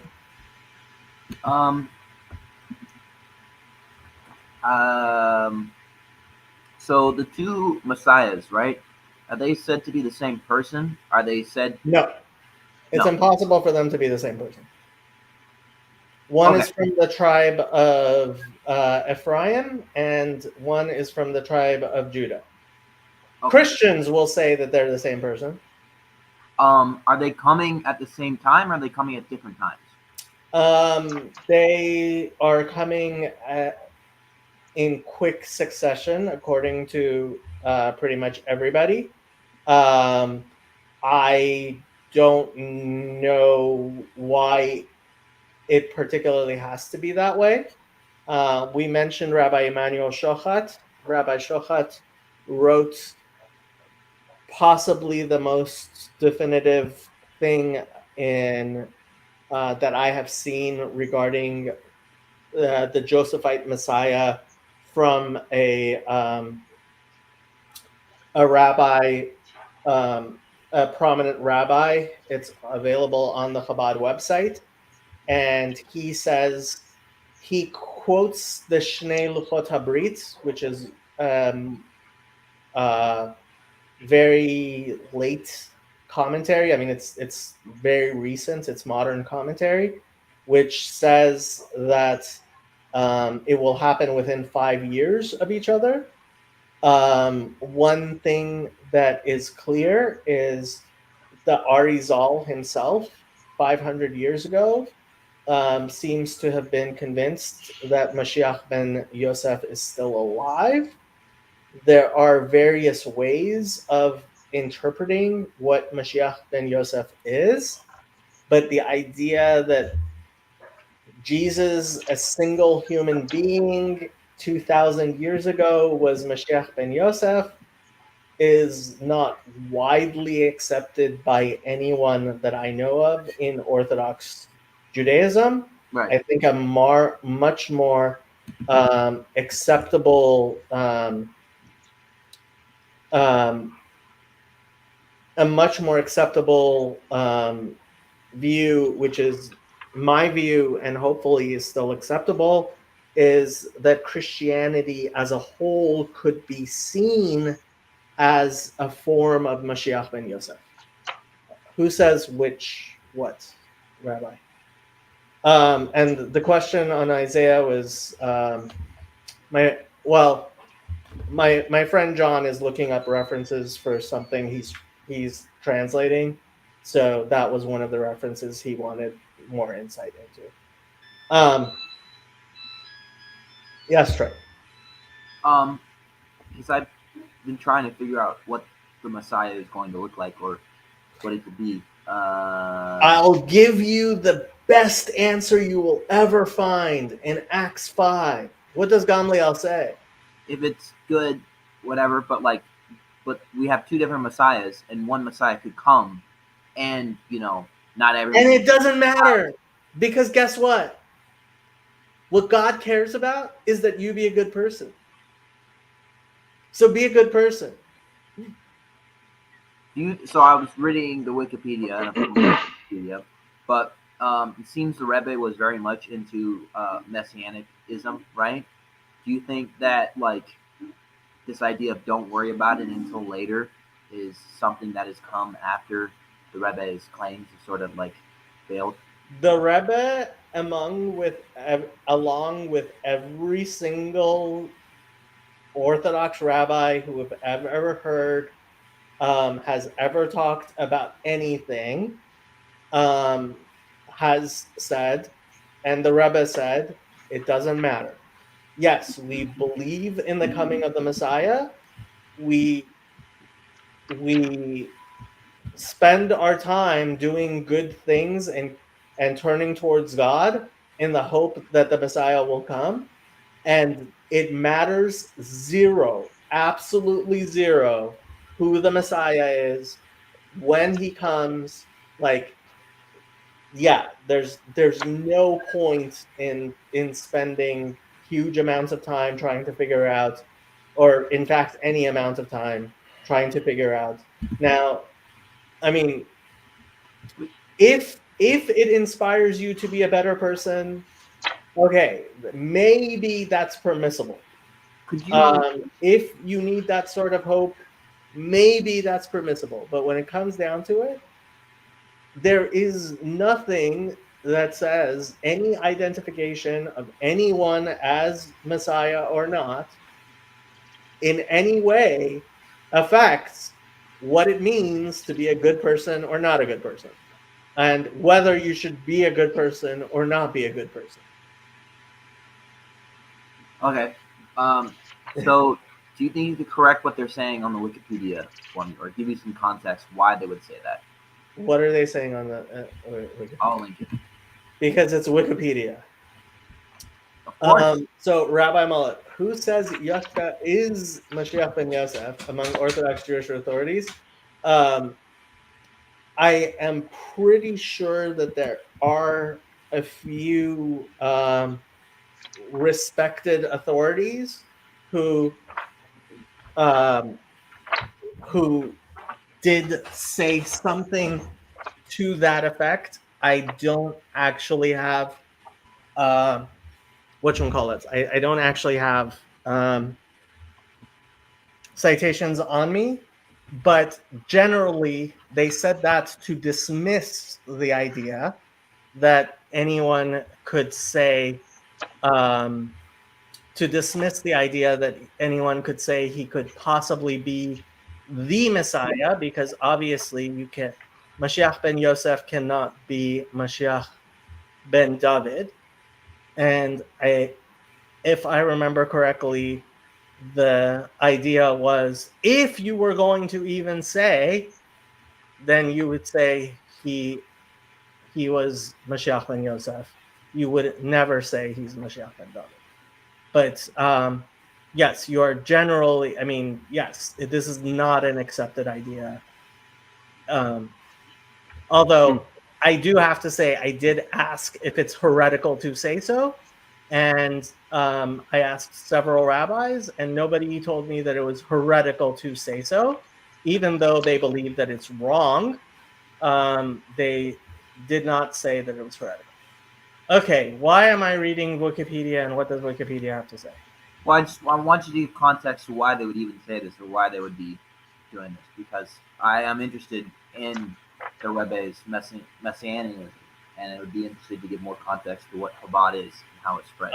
Okay, so let me explain messianism. The Rebbe inspired a lot of people, and he talked a lot about the coming of the Messiah, as basically all great rabbis have for thousands of years. And because he was a great man, many people became convinced that he was the Messiah. And to the point where they would say things like, "Rabbi, are you the Messiah?" And he would say to them precisely what every other rabbi had said up until that. Why are you asking silly questions? He wouldn't deny it. He would not deny it, but as Rabbi Breidowitz pointed out, what was him denying it would mean that he knows who the Messiah is.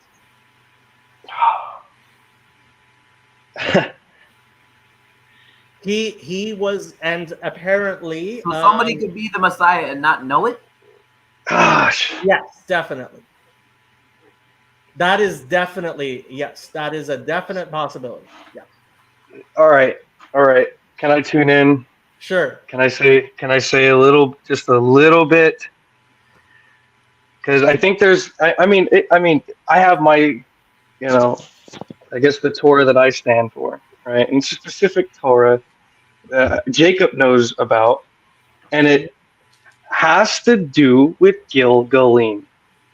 Anybody dealing with the concept of Mashiach or or anything to do with that has to be interpreting it through Gilgalim. And this is how, and I think Jacob understands this.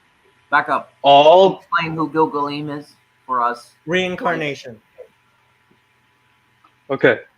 I don't know. So okay. Reincarnation? You don't know what reincarnation is? Oh no. Okay. Yeah. Okay. Gotcha. Yep.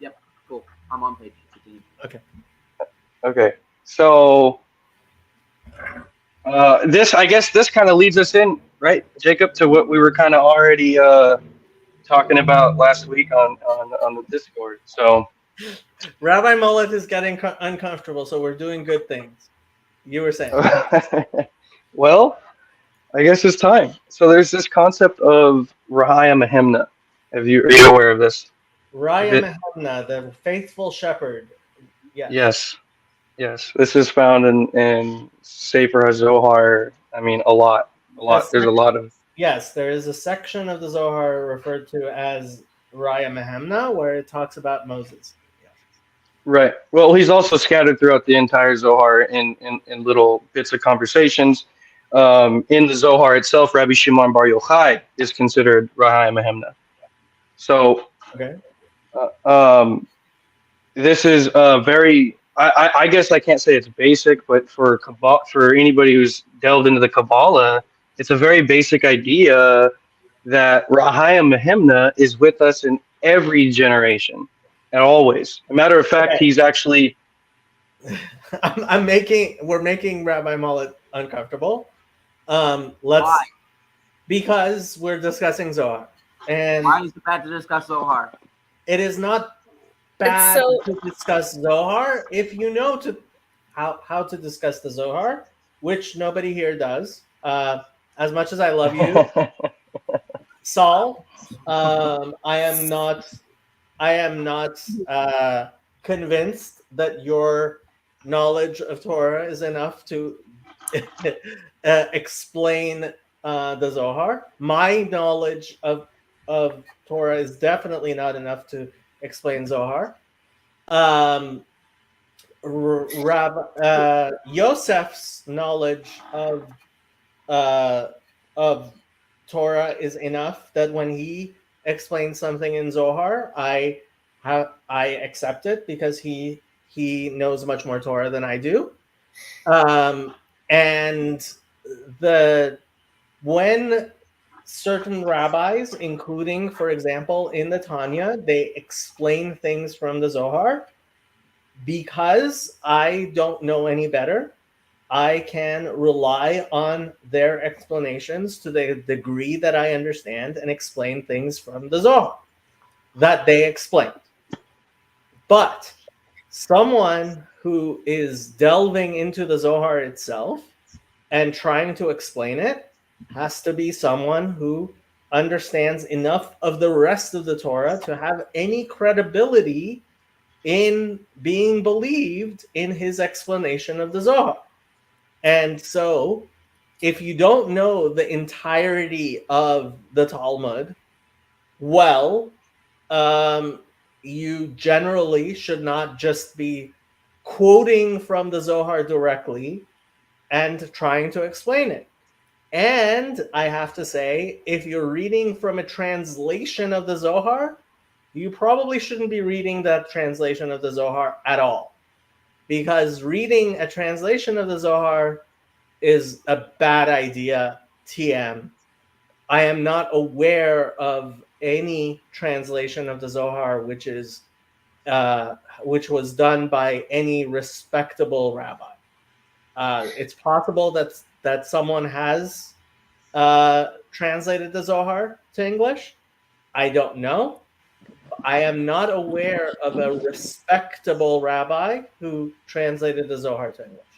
I saw there's a translation by a guy named Daniel Matz, I believe. I have no idea who that is, and he's certainly not a rabbi. Is a question permissible? Sure. Okay, I'm going to try and frame it. Because the topic keeps coming up, and I don't spend a lot of time dwelling on it, but people keep talking about it. And so this is like maybe a 3-part question.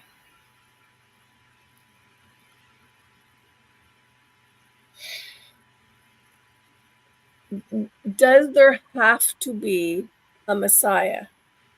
Is God not enough? That's kind of like 1.5 portions of the question. Okay. And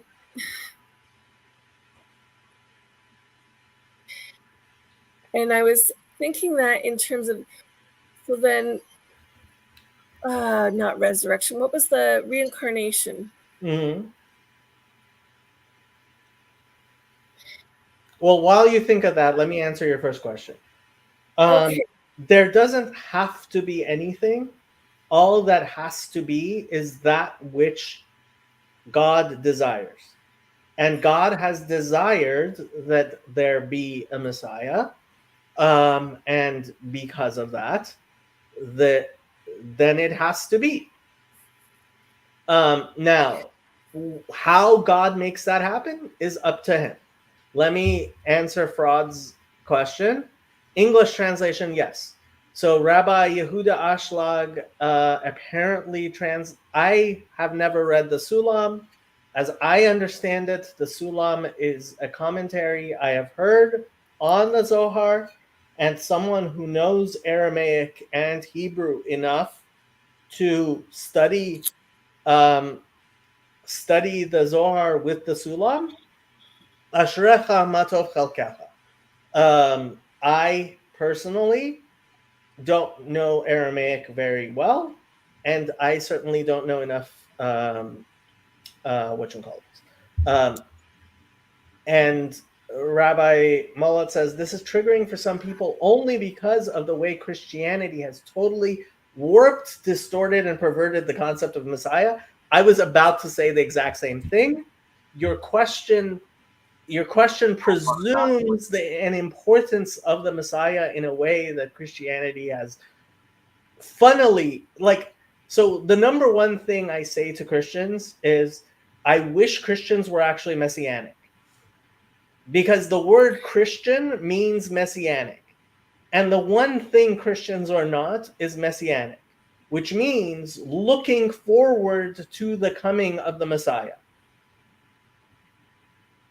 That's what messianic means, to look forward to the coming of the Messiah. And that's the one thing Christians don't do. Yes, Trey?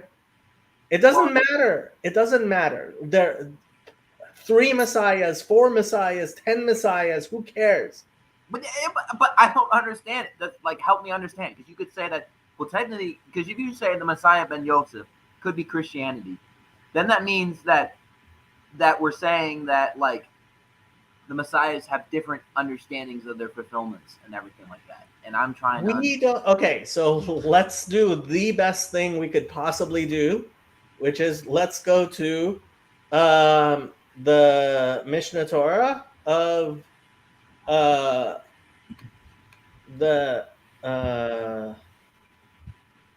great Rabbi Moses ben Maimon and read what he says in chapter 12. Now, not everyone agrees with everything that he says here, but anyone is certainly free to believe precisely what he says here, even if some of it may be controversial, and is certainly better off believing anything here than, frankly, most things written anywhere else. Don't think that in the days of the Messiah anything will change in the order of the world, or that there will be some innovation in the works of creation. Rather, the world will behave according to its custom. And I have to say, I'm not a huge fan of this translation. I don't think that he's saying that it has to be this way. He's saying that it could be this way, and you don't know. And what is written in Isaiah, and the wolf will live with the lamb, and the tiger will lie down with the kid, is a metaphor and a riddle. The idea is that Israel will dwell safely with the evil idol worshippers who are compared to a wolf or to a tiger. As it is said, a desert wolf will slaughter them, and a tiger will keep watch over their cities. And everybody will return to the religion of truth, and they will not steal and they will not destroy. Rather, they will eat the permitted things together with Israel, as it is said, and the lion, like the herd, will eat straw. And so too, all of the things like this on the topic of the Messiah are metaphors. And in the days of the King Messiah, it will be known to all what the metaphor is about and what is hinted at by them. The sages said there is no difference between the world and this world and the days of the Messiah, except for subjugation to foreign kings.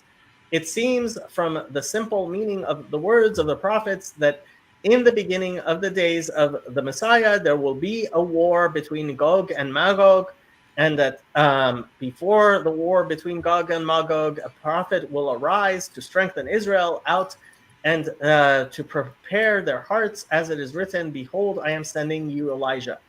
And he is not come to make the pure impure, or to make the impure pure, and not to disqualify people who have been considered kosher, and not to certify those have been disqualified. Rather, to bring peace to the world, as it says, he will return the hearts of the fathers to their children. And there are those among the sages who say that before the Messiah will come, Elijah will come, and all of these things and things like them, people won't really know how it will be until it happens, because these things are not explicit in the prophet's words. And the sages also don't have a received tradition about these things, just an interpretation of the verses. Therefore, they argue about these things. And in any case, there's no order to these things happening, and the details of them is not necessary to the religion. And a person should never study the tales and or spend a long time on the Midrash told about these issues and things like them, and they shouldn't be made to be essential, since they bring about neither awe nor love.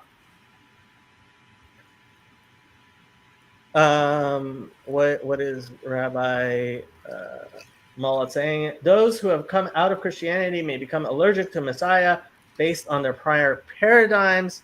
The statement that Mashiach ben Yosef is Christianity, I find to be a very dangerous one. If you equate it with Rabbi Rav Kook's belief that Zionism could be, that Mashiach ben Yosef could be a movement that will, that is the idea, which I would say is similar to what Maimonides says about Christianity in general in chapter 11. Rambam's view here is itself the subject of a dispute in the Talmud, yes. But so, like, when it happens, it'll happen. And it makes no halachic difference. It makes no difference in the way you should live your life. Like, be a good person. Like, making this something, yes, people are very interested in it, and it inspires them. And because of how interested they are in it, and the fact that it does inspire them, especially during times when people may be dejected or have lost hope, and especially in times like, for example, after the Holocaust,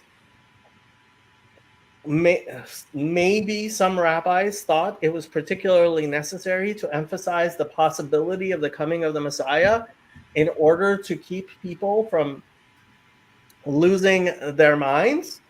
I heard as much in the name of Rav Moshe Shapiro regarding the state of Israel possibly being Mashiach ben Yosef, but that is a far cry from saying that Christianity is so.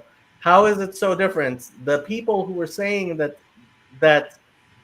Zionism, which was condemned by all the great rabbis of the previous generation, is, in a sense, I mean,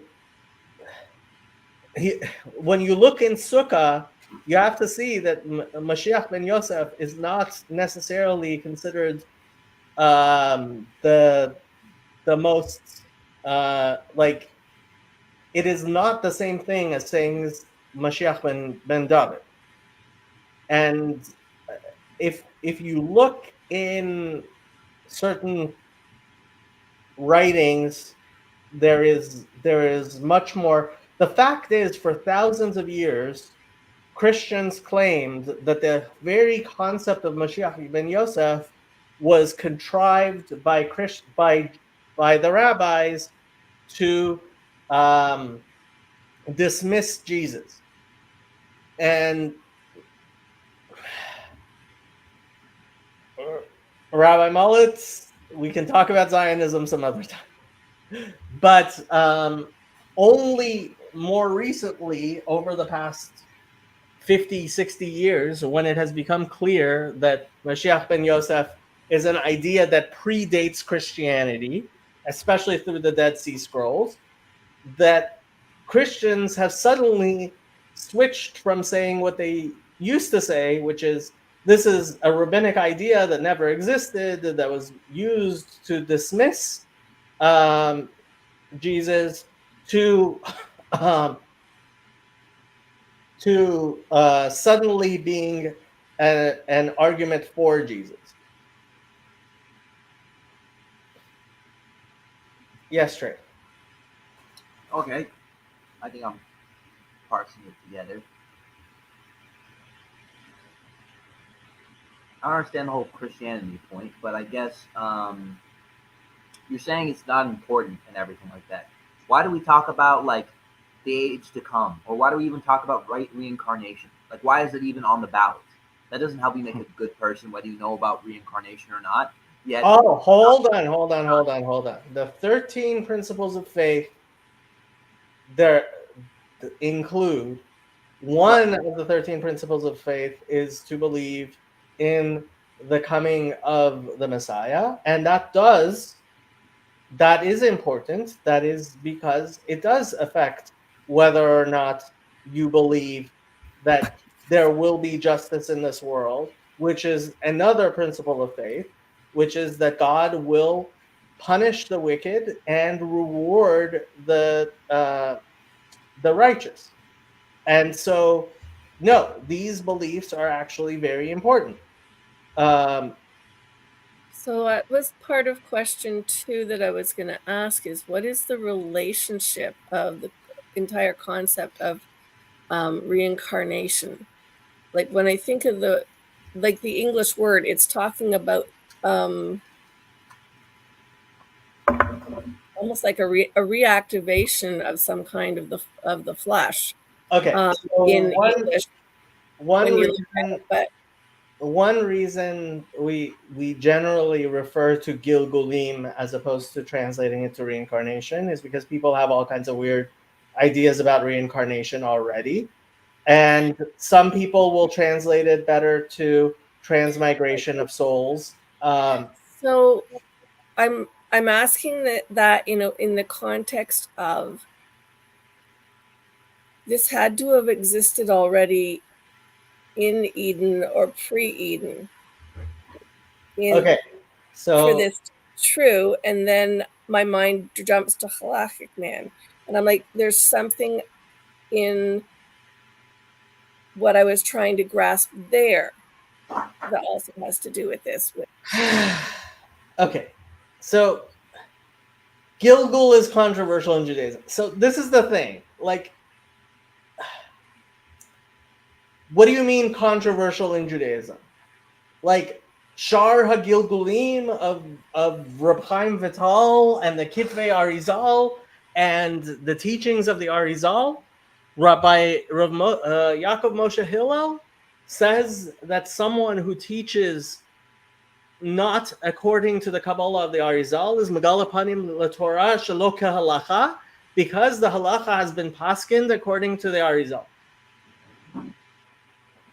And while that is a somewhat shocking thing to say, he wrote that at the bottom of the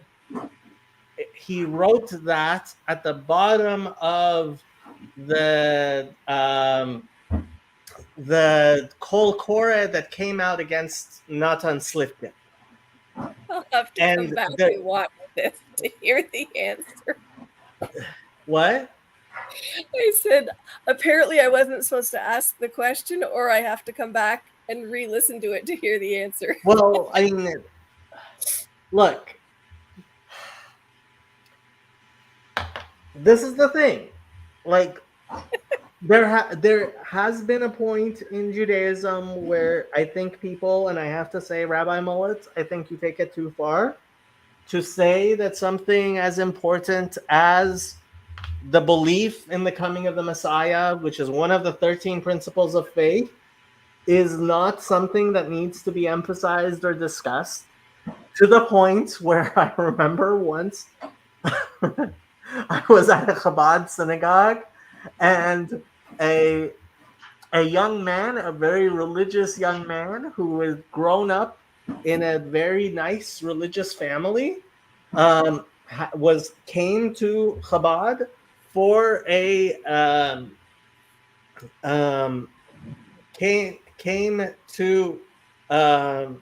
came to Minyan because he wanted to daven with a Minyan, and he saw that the Chabad nusach of Kaddish says Vayikarav Meshichei, and he said to me, okay, Rabbi, one at a time. He said to me, these Chabadniks, they put Mashiach in everything, as if Vayikarav Meshichei was a Chabad thing, right? Okay, so okay. I thought that what you said is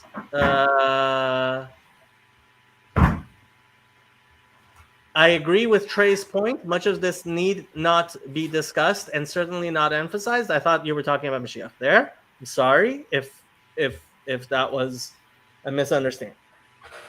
As far as Gilgul, what does this have to do with Natan Slifkin? It has to do with the ideas that Rabbi that was said in that Kol Koreh, which I highly recommend you do look up on Slifkin's website, where Rabbi Rav Hillel wrote separately that someone who teaches Kabbalah not according to the Arizal is Megala Panim LeTorah Shelo Kehalacha, because the halacha has been mixed according to the Arizal, and I would say that is actually the question that we do paskin. Okay, we do paskin according to the Arizal, and that's why people will study the Kabbalah of the Ramak publicly, who would not otherwise study Kabbalah publicly, is that there has been a psak din that we have been mekabel the Arizal as a posek, and regarding Divrei Kabbalah and according to the teachings of the Arizal. So to say that Gilgul is controversial in Judaism, I'm sorry, I don't think that is something correct to say. And I think that it is something that in modern Orthodox circles, and I don't mean to call you modern, Chas v'shalom, Rabbi, unless you self-identify that way, but there has been, okay, if you want, I will look it up. Where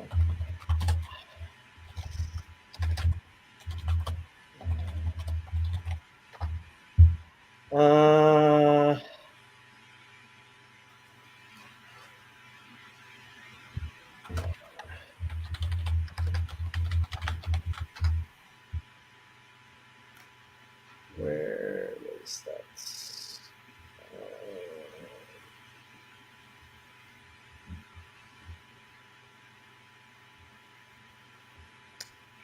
By the way, Jacob, do you know why the Zohar was written in Aramaic?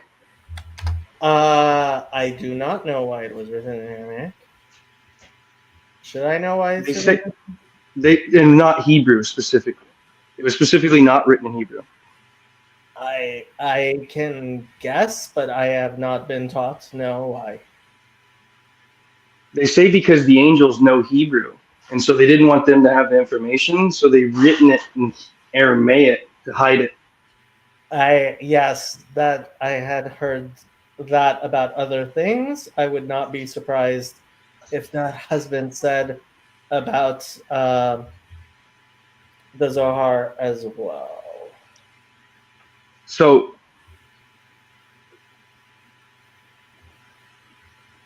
as I do understand the importance of reading it in Aramaic, you and I both understand that there is an awesome tool, especially if you're a first language speaker of English, to use translations.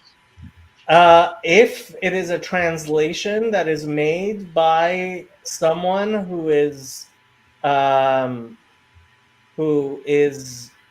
to be whatchamacallit, to be trusted in these matters, then yes. But what if you can just refer to the Aramaic if there's something that's not translated? No. I was the type of person that I did not use the Jastrow dictionary at all because I didn't trust it in my thing. Now that is a level that is beyond. But to get your translation from of something like the Zohar from someone who doesn't believe in it at all is very, very problematic. It's right. If you're meaning if a person's reading just an English translation, not having any Aramaic or any reference at all, like for instance, that's not what I mean, Saul. To get to read a translation of something is I mean this is why we are. The Zohar is a translation itself into Aramaic. Saul, it's originally a Hebrew text. Who translated it? The sages. Okay, so that's very different. Okay, let me read this, and this is from Slifkin's own website. This is and I did see the actual writing where Rabbi Hillel wrote this in his own writings, but it's more clear to read it. Okay. Gam ani mitztaref legedolei hador hanal ulasharatan umachatan umosif. So this is what Rabbi Hillel has decided to add. The gam ma shemevi'im rayot leda'atam hamut'it medivrei hamekubalim, that which they bring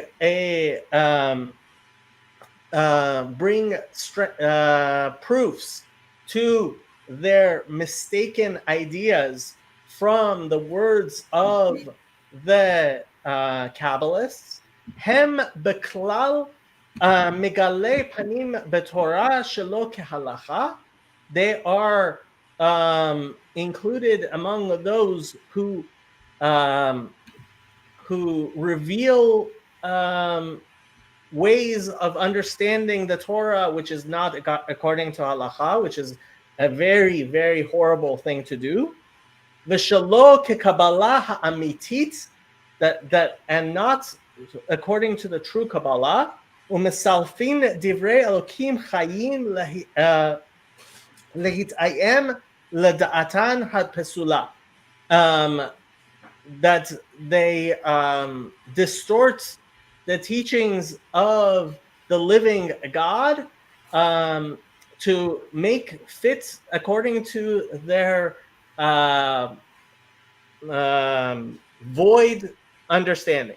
If I had remembered that he specifically says according to the Arizal, but I'm pretty sure I have read in Vayeshev Hayam that he says that we paskin according to, and I've heard from other people as well, that we paskin according to the Arizal. And so to teach the Kabbalah not according to the teachings of the Arizal, I mean, obviously you can teach that there's machloket and there's different opinions, but to specifically teach Kabbalah according not to the Arizal, as I understand it, is to be megale panim leTorah shelo kahalacha, and ultimately, when it comes down to it, that we believe in the teachings of the Arizal, and so it is not controversial that Gilgulim exists. Yes, he's accusing Slifkin of misusing Kabbalistic sources. He's not saying anything about a Pesach that we can't teach opinions that oppose the concept of Gilgul. You're correct. He doesn't say that. I think that I'm sure you paid attention to what was happening with Slifkin and what he was saying about the Kabbalistic interpretations. The Kabbalah of the Arizal is what has been Mekubal by Klal Israel. I'm sorry, Rabbi, but I don't believe you are correct in that. You are correct. You are definitely correct that we do not have. Yes, we do not have a. We do not have, and that's why I was talking about Megale Panim leTorah shelo kahalacha, because I think that explaining the Kabbalah in ways that it's not one of the Ikarim. I never said it was one of the Ikarim, but I mean, you also read that email that I privately sent you regarding people who talk. We are unfortunately being caught in a place where we are being caught between a rock and a hard place, where there are people who put too much emphasis on Kabbalistic teachings, and I love them all, and people who are very dismissive of the Kabbalistic teachings, and I love them all, but both of them are incorrect, because when it comes down to it, Orthodox Judaism, obviously you agree with the content of that email. It was written by Rabbi Breitowitz. We all agree with Rabbi Breitowitz. And when it comes down to it, I find myself in a very uncomfortable situation where there are many, many people in Orthodox Judaism who are very dismissive of the teachings of the Arizal, including regarding Gilgulim. Okay, thank you. Okay, so the idea of Gilgulim is something that is clearly taught in the teachings of the Arizal. Everyone agrees that it is taught in the. If nothing else, you read the chapter headings of the books of Reb Chaim Vital, and one of them is called The Gates of Gilgulim. So while I know nothing whatsoever about the writings of Reb Chaim Vital, I know that he wrote a book, Sha'ar HaGilgulim, which I have seen that such a book exists. And so I think It's amazing. Absolutely amazing. What are you amazed at? I'm amazed at the Shahar Gilgulim. That book is absolutely divine as far as I see it. I am sure it is. I am not one who has the background to be able to open such a book. So there's many. So let me ask you this: is the knowledge of Gilgulim for this world or Olam Haba? Look, there are certainly people. There are certainly people, Rabbi, like our friend Saul here, who have been inspired towards love and fear of God through being exposed to things like Sha'ar HaGilgulim. And the fact is that many rabbis were Moser Nefesh.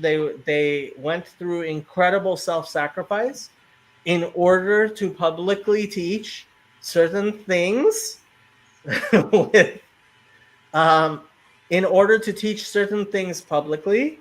And we have seen as a result, as fruit of their incredible Mesirat Nefesh, their self-sacrifice, that in fact, teaching such things publicly has in fact had a marvelous effect in Israel of turning people towards God in heaven and towards the belief in God and towards keeping the Torah.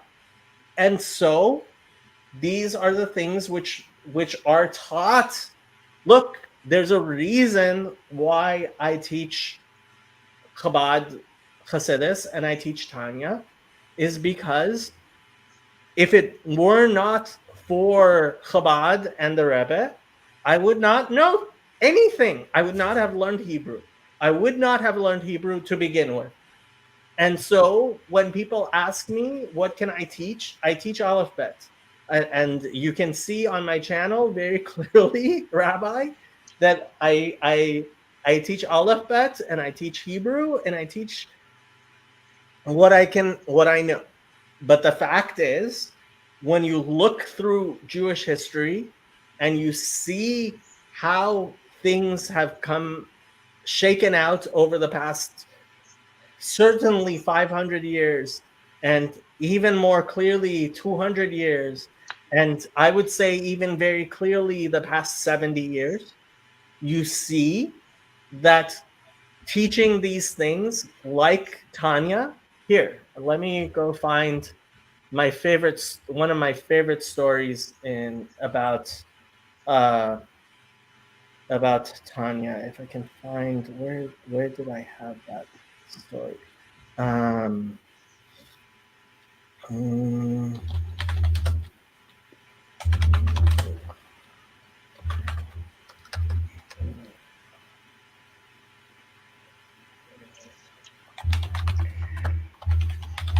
Boy.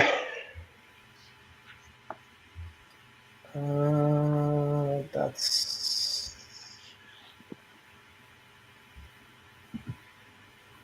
well, this is a video. Here, you guys can listen to the video because I can't find the story.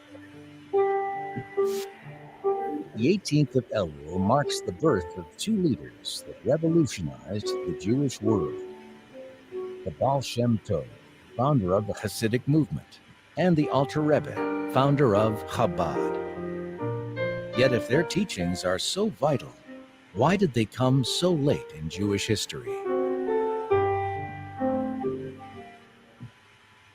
The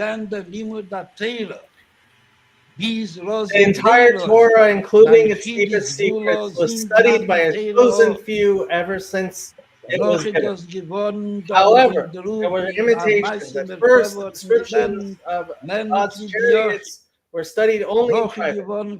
Then, in the time of Rabbi Shimon ben Yochai, the windows of heaven opened. His generation was exceptional, and even youngsters studied the inner secrets of Torah.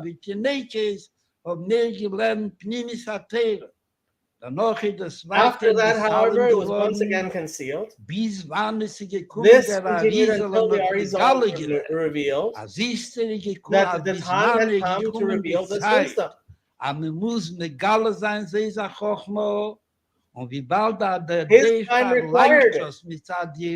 Because of the deterioration of the generations, it was no longer possible to rely on the degree of Torah illumination that had previously been available. Since the darkness had increased, it was necessary to reveal this wisdom, the true wisdom within the Torah, in an open, accessible way. Yet, even then, it had not fully reached the outside. The outside world was affected and illuminated through the light that had been revealed in those texts. So there was no need to bring the secrets themselves to the outside. But the secrets were always studied. Our forefathers never ceased studying Torah in Egypt. All dimensions of Torah, certainly including the inner teaching, the soul of the Torah. Rabbi Shimon Bar Yochai explains in Zohar, אז לא זה that the דאורייסו. secrets of Torah are seine its soul. נשמוסו דאורייסו, ist doch a sichere There is Sache. no doubt Aber that die even Neshama previously sicher the soul mechai infused gewesen, all dimensions כל of Torah, חלקי התורה und durch, and כל thereby אחד each and ואחת every Jew. מישראל. So aber gewesen in seinem However, this Leben, was accomplished sieht through mehr the gewesen. Torah study of Weil unique die individuals Chidis only. Gula und von Zman und And Arizal, from the time of the dort wird Arizal, Megali it's shown gewesen, only where it had als aber actually been gekommen studied. dann After und that, der the Moschel tradition HaYodua, by the wo der Baal Alter HaGiula, Rebbe wo in a der famous alte Rebbe parable. Masbir gewesen. Das HaMoschel Once Ben there was a Melech, prince who had always been was healthy. gewesen bei Mane du Matzer Bori, danach ist Suddenly geworden he fell ill. Achele. Und hat gesagt, The dem king Melech, was told darf that the umkommen, only way to heal the die prince Fuose, aber soll nehmen der was by ewige taking the König, most precious Kesser stone in the HaMalch, king's HaMelech, crown, was in dem upon Eben which the Stowe beauty der and Jid, value der Jeker von dem Kesser of the HaMalch, royal crown was dependent. ist Kolzmann So der long as the Chele noch prince was nie not gewährt. quite so sick, Ad kedei kach hat der Melech the hat king ihm gesagt, instructed soll them man to sich try other kommen auf means. andere Weg.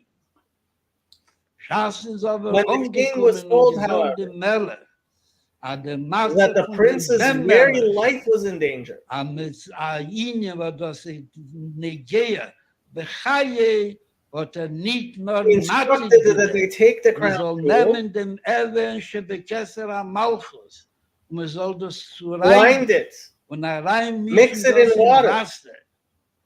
Und proben sie, and try to gießen pour it in into dem the prince's Ben-Melech, mouth und wir loschen on the HaMoschel mere Esche, possibility that a tiefer that the reingehen prince would absorb Betriebnis und one that drop Mechai and heal. sein, und bei Schaas mit One may Fress, ask, was what ist da caused this geworden, der change? Shinoi, in der Rentfer The answer is bewaschen, obvious. a der ganze The Linien entire hat purpose Kessel, of the mit crown dem Eben and the Schebekessel, jewels in the crown mit dem are Jefer the und der beauty and the Tulisa effects Kessel of the crown. verbunden It's mit for dem the Metzies prince, von Ben the Melech. Jewish people.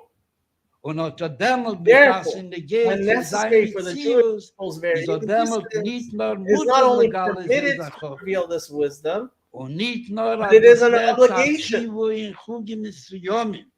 Apal Pivo das and not Chugim just in Rechovim, certain circles, der Adrabe, but especially in the outside wo where the dort peril is der greatest, Schasch und der Sakona, Pikuach Nefesh where there is Gufni, mortal spiritual B'yeser danger. Seis und B'yeser Reis, muss sein dort The in der light of the Linien, also teachings of long kommen Hasidism must reach there, Tage zusammengemischt, even if they mit must be Turin, powdered, zusammengemischt, etc.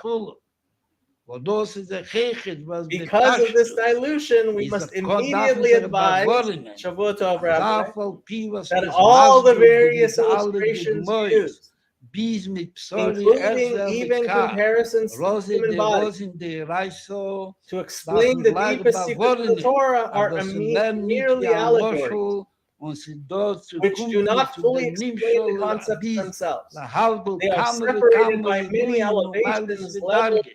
stages. Wo das ist der Chechet, This der lesson Limud was und Ungewiss, exhibited directly klar beim Matten at the giving of the und Torah. damals sagt man, der There Chechet, too, der mention Rambam is bringt made, da as raus die Maimonides Sifre, explains, Idee of Hashem, God's Rein hands, Hashem, God's eyes, and the like, wo das sich mehr nicht reference wie that ein are no Moschel, more than a Dibra metaphor, Teira, for Keloshim Torah Neyod, speaks in the language of man, wo doi Know zugekommen, now Dibra concerning Teira, Torah's Rose, secrets as well. Rosim, am sich they Masber, must be explained in the Rose, language of Rosim, mankind. der Loschen Bnei Odom, und das wird als This Dover becomes a Hechrochi, basic wie der necessity. Moschel von dem According alten to this Rebbe, von dem illustration Baal of the Alter HaGdula, Rebbe, wo schon angedruckt, which has Prozess already von been Shemet published Fuster. and is well known. Okay. Demons. So- I tithed. Wisdom is better than money because true wisdom benefits for eternity. Amen. Okay, I guess so. Yes, Saul. What were you saying? Jacob, what if I were to tell you that the clothes that you're wearing, the garment that you're wearing, is your body, and your body is your soul? What if I told you that? What would you say? It's a very cute analogy. I don't know about that. I'm refraining from quoting where I'm getting it from, so I don't trigger anybody. I'm refraining, just because every time I say the name, it's almost like a forbidden name. I can't say Zohar around here. So You can say Zohar around here. I mean, okay. So there's this concept, okay, about the wicked look at the clothes, the garment of a person, and consider it to be his body, and the body of a person to be his soul. And this is how the wicked are, Okay. right?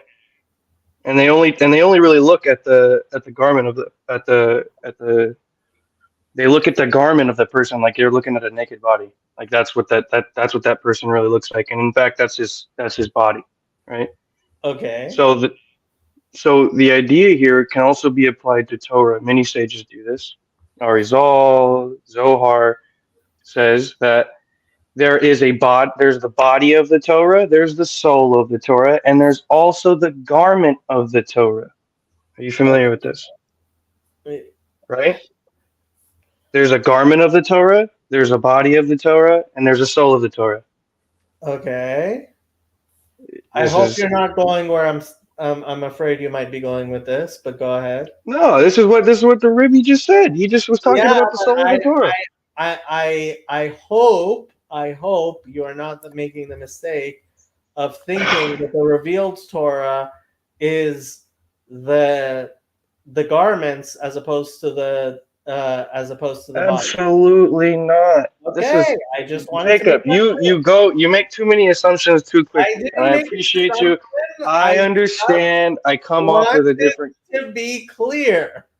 Yes. Okay. No. Very simple. Okay. Okay. And I don't. So we can look at this like the way the sages tell us. The revealed aspect of the Torah is the body. The secrets of the Torah is the soul, and the stories of the Torah is the garment. Okay, so you have to I understand. mean, yes. You have to understand that the stories of the Torah that they're talking about Yes. doesn't mean that there are parts of Torah which are considered garments. It means that the application. You have to. I'm not. You're. Well, I'm sure you have to make it clear for other people. I'm sure, and so I will. Okay. I just wanted to make sure, because, yeah.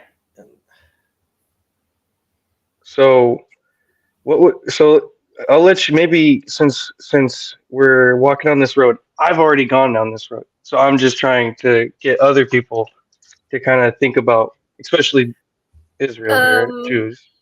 Are you supposed to try and get other people to think about stuff? I'm only asking. What do you think, Jacob? What do you think, Jacob?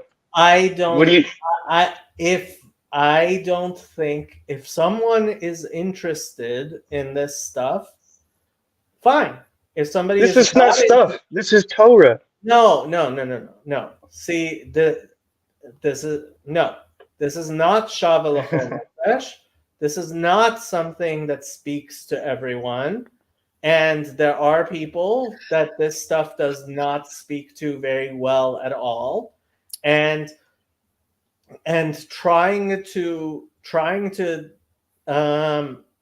speak to them through these things when it is not something that speaks to them is a mistake, because you can't do that, because these are. I've lost you. I am confused. I'm lost. I don't know what we're talking about that says that this, because I've only said a couple of things. I've talked about a garment, talked about a body, talked about a soul. No. Okay, no. Hold on.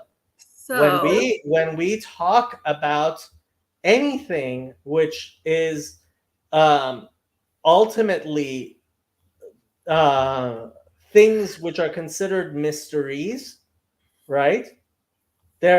Look, if I give you a mashal, and if I give you a story and it doesn't speak to you, it doesn't speak to you. Okay. And there's nothing that says that it has to speak to you. No, you're right. Okay. No. And that's why I started by saying, am I allowed to ask a question? Because there's people here that are very carefully feeling the flow of how the discussion was going. And that's the thing, is if the answer would have been no, this isn't a good time for a question, or I don't think you should ask the question because something said, this is probably going to go a bad place. That's the right answer to give me, and I only asked based on some like personal curiosity from No. Okay. So yeah, no. Oh, I'm rereading an email of my own, and I just had some questions. That's all, and it's nobody's problem but mine. Questions are good, and frankly, I mean, we were talking about several very different things. Yeah. Oh yeah.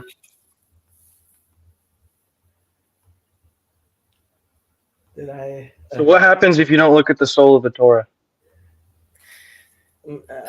You see the body. Okay. And so let's say from the aspect of, because here's and this is where, from people who I believe like me, right? When we look at the other side, who, like, let's say don't Poskin, don't believe in Gilgul, they don't really interpret their life through that framework, right? When we see this other side, there's such a big difference between interpretations that like we still have Peshat, and people who take Kabbalah seriously, there's still Peshat level, right? But we still look at this. We look at the soul of the Torah always. Look at the soul. No, you can't. See, this is the thing. That's not the case. That's not the case. You can't say you can't. I'm sorry, but you can't see through the body into the soul if you are not first seeing the body. Say that again. You cannot see through the body into the soul if you do not first see the body. You can. Okay, I didn't say you didn't have to first see the body. Wait, I didn't say you didn't have to first see the body. I said that you can see the Torah, the soul of the Torah, at all times. Just like when you're dealing with a human being. I don't know. I get close with the people I'm around, right? So I understand they have a soul, even though they have a body. Saul, I have to say, when you and Yosef were discussing what the Zohar was actually saying, right? Yes. I don't actually know what the Zohar says. I really don't. Despite the fact so many people claim that I do, I don't. And so when you were quoting things from the Zohar, there were things you were saying which, even if it is taught in the Zohar, I wouldn't know.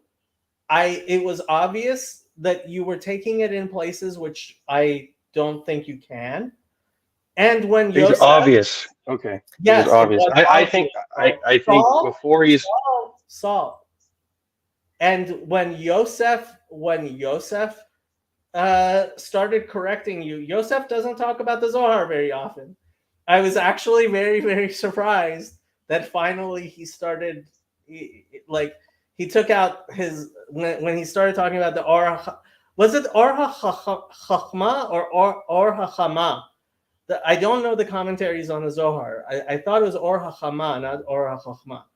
But look, there are people who like Yosef, who know their Talmud well enough that they can then start discussing the Zohar. I'm sorry, but first you have to know your Talmud well enough. And I'm sorry, but you don't.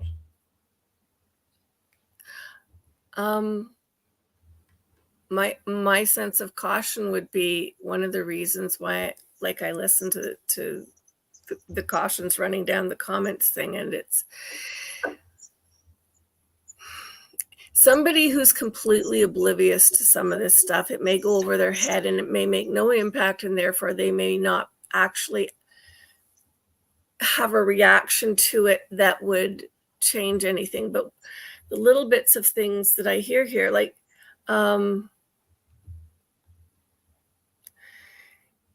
if I know little pieces of things, but I don't know enough about how the things work. When Jacob says that the garments are, I heard the activation. I don't remember if that was the exact word, but you can't throw things like that at somebody, the same as you can't give, you can't, I would never give my 3-year-old the fire lighter and say, go start the fire, because I'm going to tell you how all the pieces to the fire, and now you're fine, go start the fire, because that could end really badly.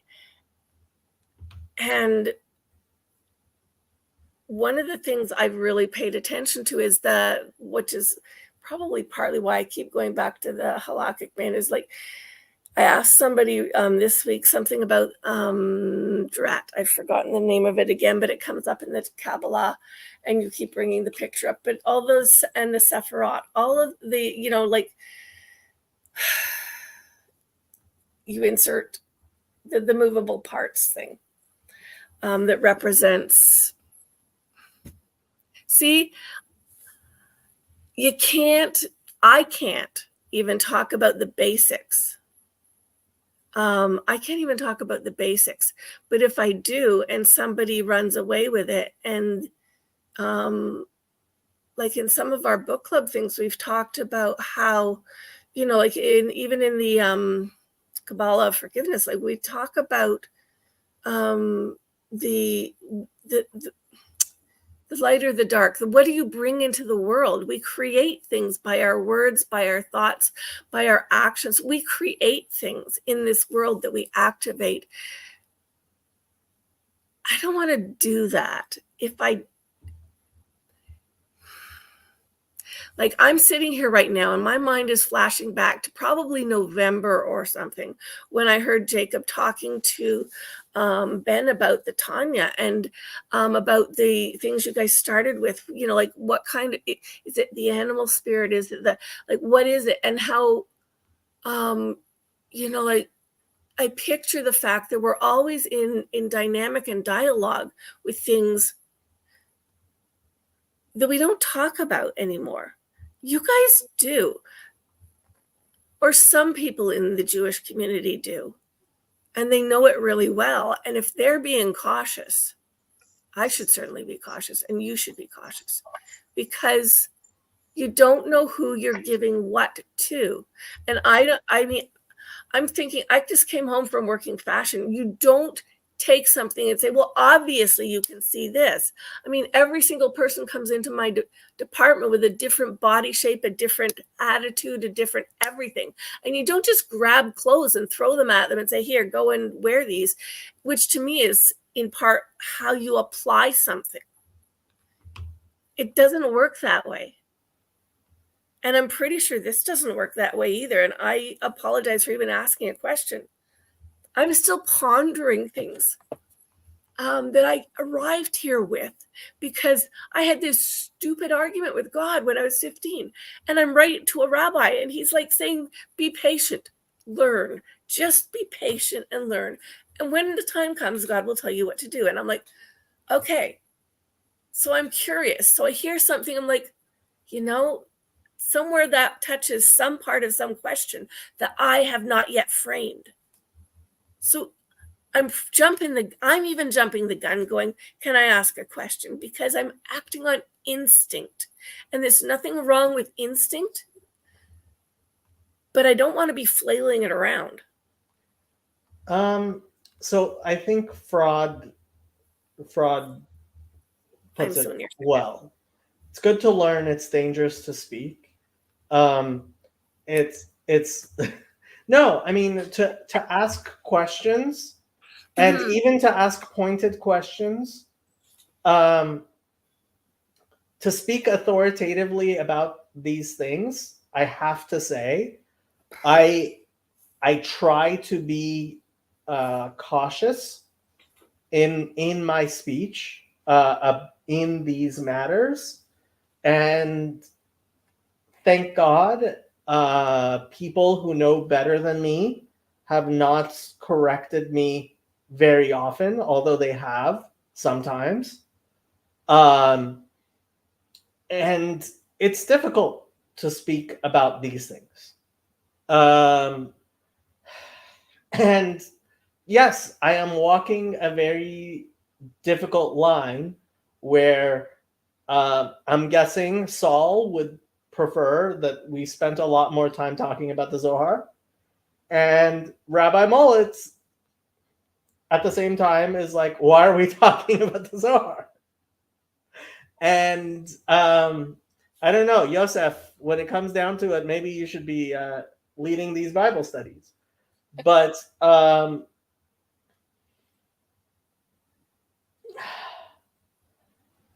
there has to be a certain amount of intellectual humility. I've been spending a lot of time thinking about Malcolm and Simone Collins.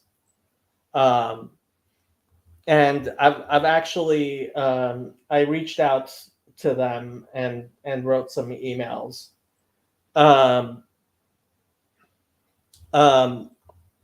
Fraud says, for my part, I want to hear everything Saul has to say, but I hear what you're saying. And I welcome Saul to say what he wants to say. At the same time, there are times when I believe I have to correct him. I hope Saul understands that's with all love. Because, yeah, look, if Yosef tells me that that's what the Zohar says, Yosef knows a lot more Torah than I do. And there are certainly many times, almost every time I've spoken to Saul, he's pointed out things which sound very correct and have helped me understand things a lot better than I understood them before, which is beautiful and why I love having Saul here. At the same time, there are times when Saul has said things which have made me go, no, I'm sorry, no. And when it comes down to it, Shavua Tov, I have no idea who this is. We've had a lot of new people tonight. I don't know who Demon Slayer is. I think Max Scorpion is musician Max.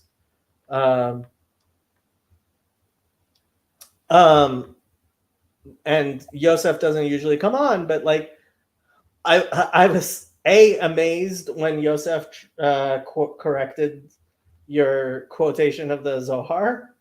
First off, there was when you keep saying corrected, that I sent you the link.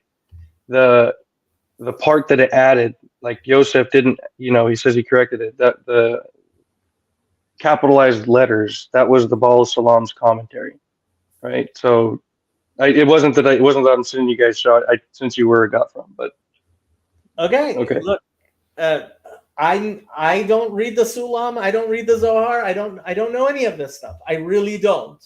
Despite the fact nobody believes me when I say that.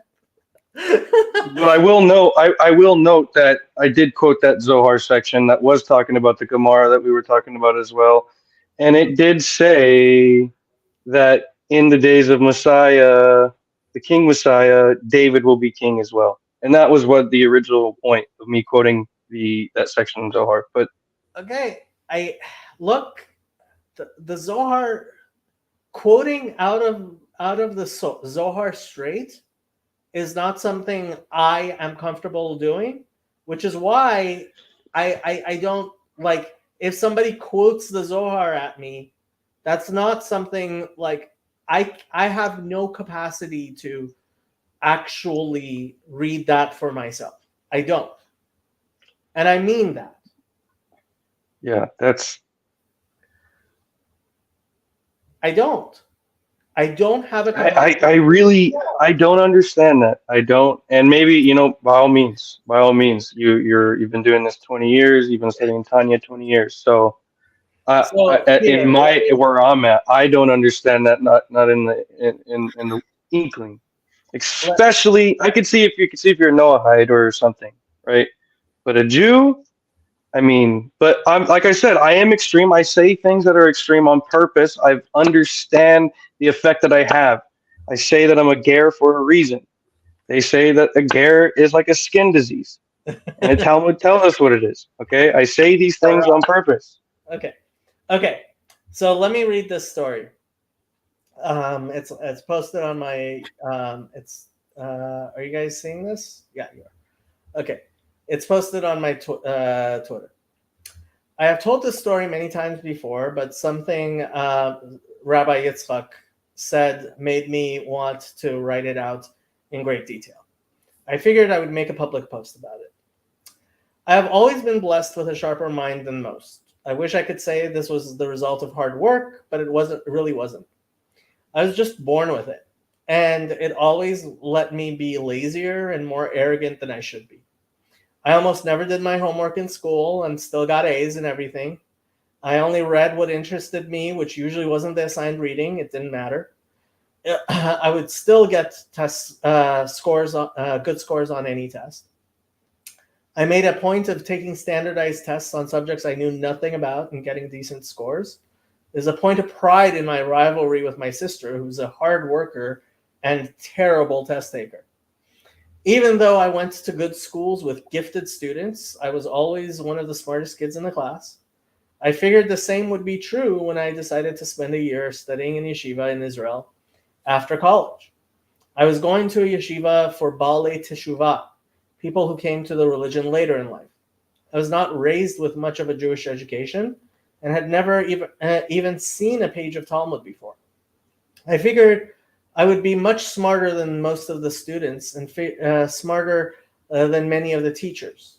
This was not exactly the top yeshiva in the world, and I did not have much respect for even the top yeshivas when compared to the universities. My first class in Talmud introduced me to the basic commentaries of Rashi and the Tosafists. Page of Talmud has the main text in the middle. On one side is printed the commentary of Rashi on the main text, and the other side has the commentary of the Tosafists on Rashi. I remember one of the very first days of class. I was sitting there trying to figure out what the Talmud was saying, what Rashi was trying to say the Talmud was saying, and what the Tosafists were disagreeing with Rashi about what the Talmud was saying. I didn't get any of it. Anybody who knows me knows that I have a very low tolerance for bullshit. If I don't understand something, it's often because it is bullshit. There's a lot of bullshit in the world. Lots of people try to hide their bullshit through sounding profound and claiming to understand things that are beyond other people. These are usually the dumbest and worst of the bullshitters. I make it a point not to put up with bullshit from dumb people who condescend to others. I detest obscurantism. One of the greatest compliments I ever received was when Eric Weinstein and Paul Vanderklay both reiterated the same complaint in a short span. They said, "It is scary to talk to me because I don't just let people get away with bullshit." They didn't say it to compliment me, but I took it as a compliment anyway.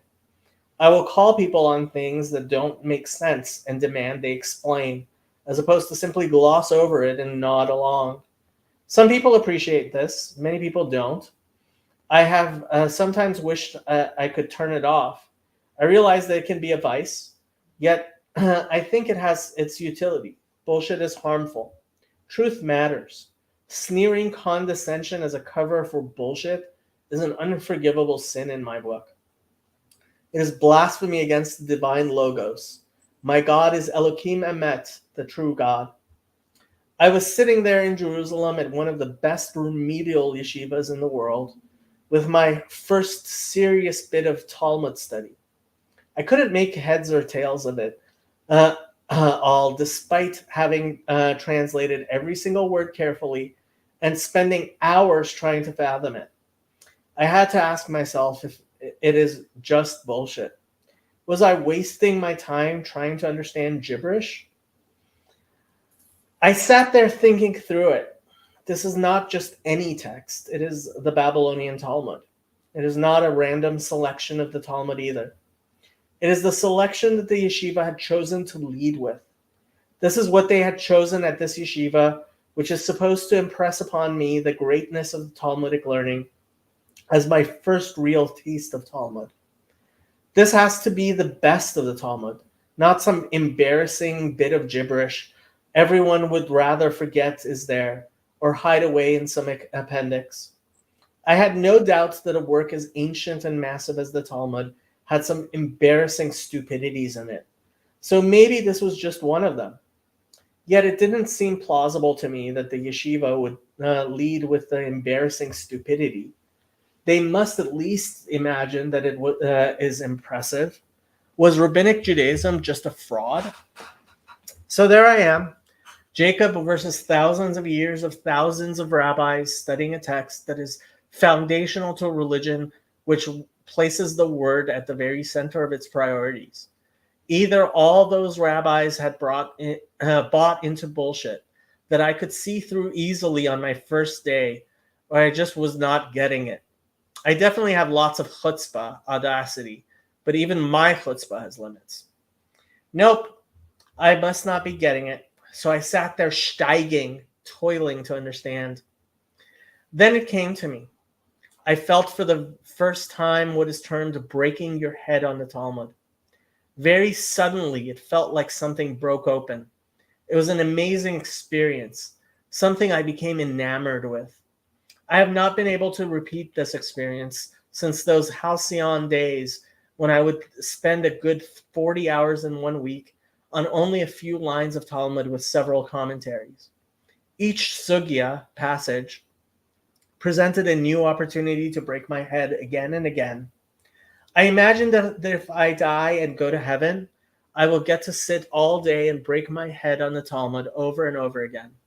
That is how I understand what it means to sit with a crowned head and enjoy the shine of the glory of God's presence, a bit of the world to come. Shortly afterward, the mashgiach, spiritual director of my yeshiva, gave a speech which described the experience to me. It seemed like more than a coincidence that this was his speech right after my experience. He seemed to be speaking directly to me, despite the fact that he was speaking to all the assembled students of the entire yeshiva. It was a speech expounding on the meaning of Psalm 147. Hanoten sheleg katzamer, kafur ka'afer yefazer, mashlich karcho kefitim lifnei karato miyamod, yishlach davaro v'yamsem, yashev rucho yizlu mayim, magid davarav leYaakov, chukav u'mishpatav leYisrael. He who sets snow like wool, spreads frost like ashes. He sends forth his ice like crumbs. Who can withstand his cold? He will send forth his word and melt them. He will turn back his wind. They shall run as water. He declares his words to Jacob, his statutes and judgments to Israel. Psalm 147, 16 through 19. The words Magid Devarav leYaakov, he declares his words to Jacob, were never the same to me again. I still remember Rav Bolman of blessed memory explaining how a page of Talmud, which is like a sheet of ice, breaks and flows like water. Each crumb is a gift from God himself. Who can withstand his cold? Many years later, an Orthodox Jewish stand-up comedian, yes, there is such thing, made a new pun on that line, which also stays with me. Lifnei karato mi ya'amod, who can withstand karato, his cold, can also be translated in modern Hebrew as who can withstand his karate. I was completely defeated and loved every minute of it. I was thrown off my feet as masterfully as any black belt could demonstrate. At the yeshiva, we had a hand sign for the study of Talmud. We would make a gesture like a heroin addict smacking their arm, looking for a vein to inject in preparation for a hit. It seemed appropriate despite the fact that I had no idea what it was like to inject heroin. That is what I imagined a hit of heroin must be like. It certainly felt that addictive. I was at a yeshiva for Baalei Teshuvah who had adopted Orthodox Judaism as adults, and many of us had tried many things before we got there. A few of the students had even been into prison. Just as an aside, one of the guys who was in prison with me, in yeshiva with me, in yeshiva with me, had tattoos down his arms, white pride, and he was blonde. And it was just the weirdest thing, like this buff blonde guy with tattoos of white pride on his arms. And I went up to him and I had to ask him, and he said when he was in prison, he joined the white supremacist gang, and now he was in yeshiva. A few of the students had even been to prison. I didn't have much experience with drugs, but more than a few of the students did. My friend Menashe had been a deadhead and spoke about his experiences with drugs openly. I asked him if he had tried heroin and if Talmud study could actually compare. He told me that he had never actually tried heroin. He had tried copious amounts of other drugs, though. Then he asked me a rhetorical question, which also has stayed with me through the years. Why do you think I'm here now?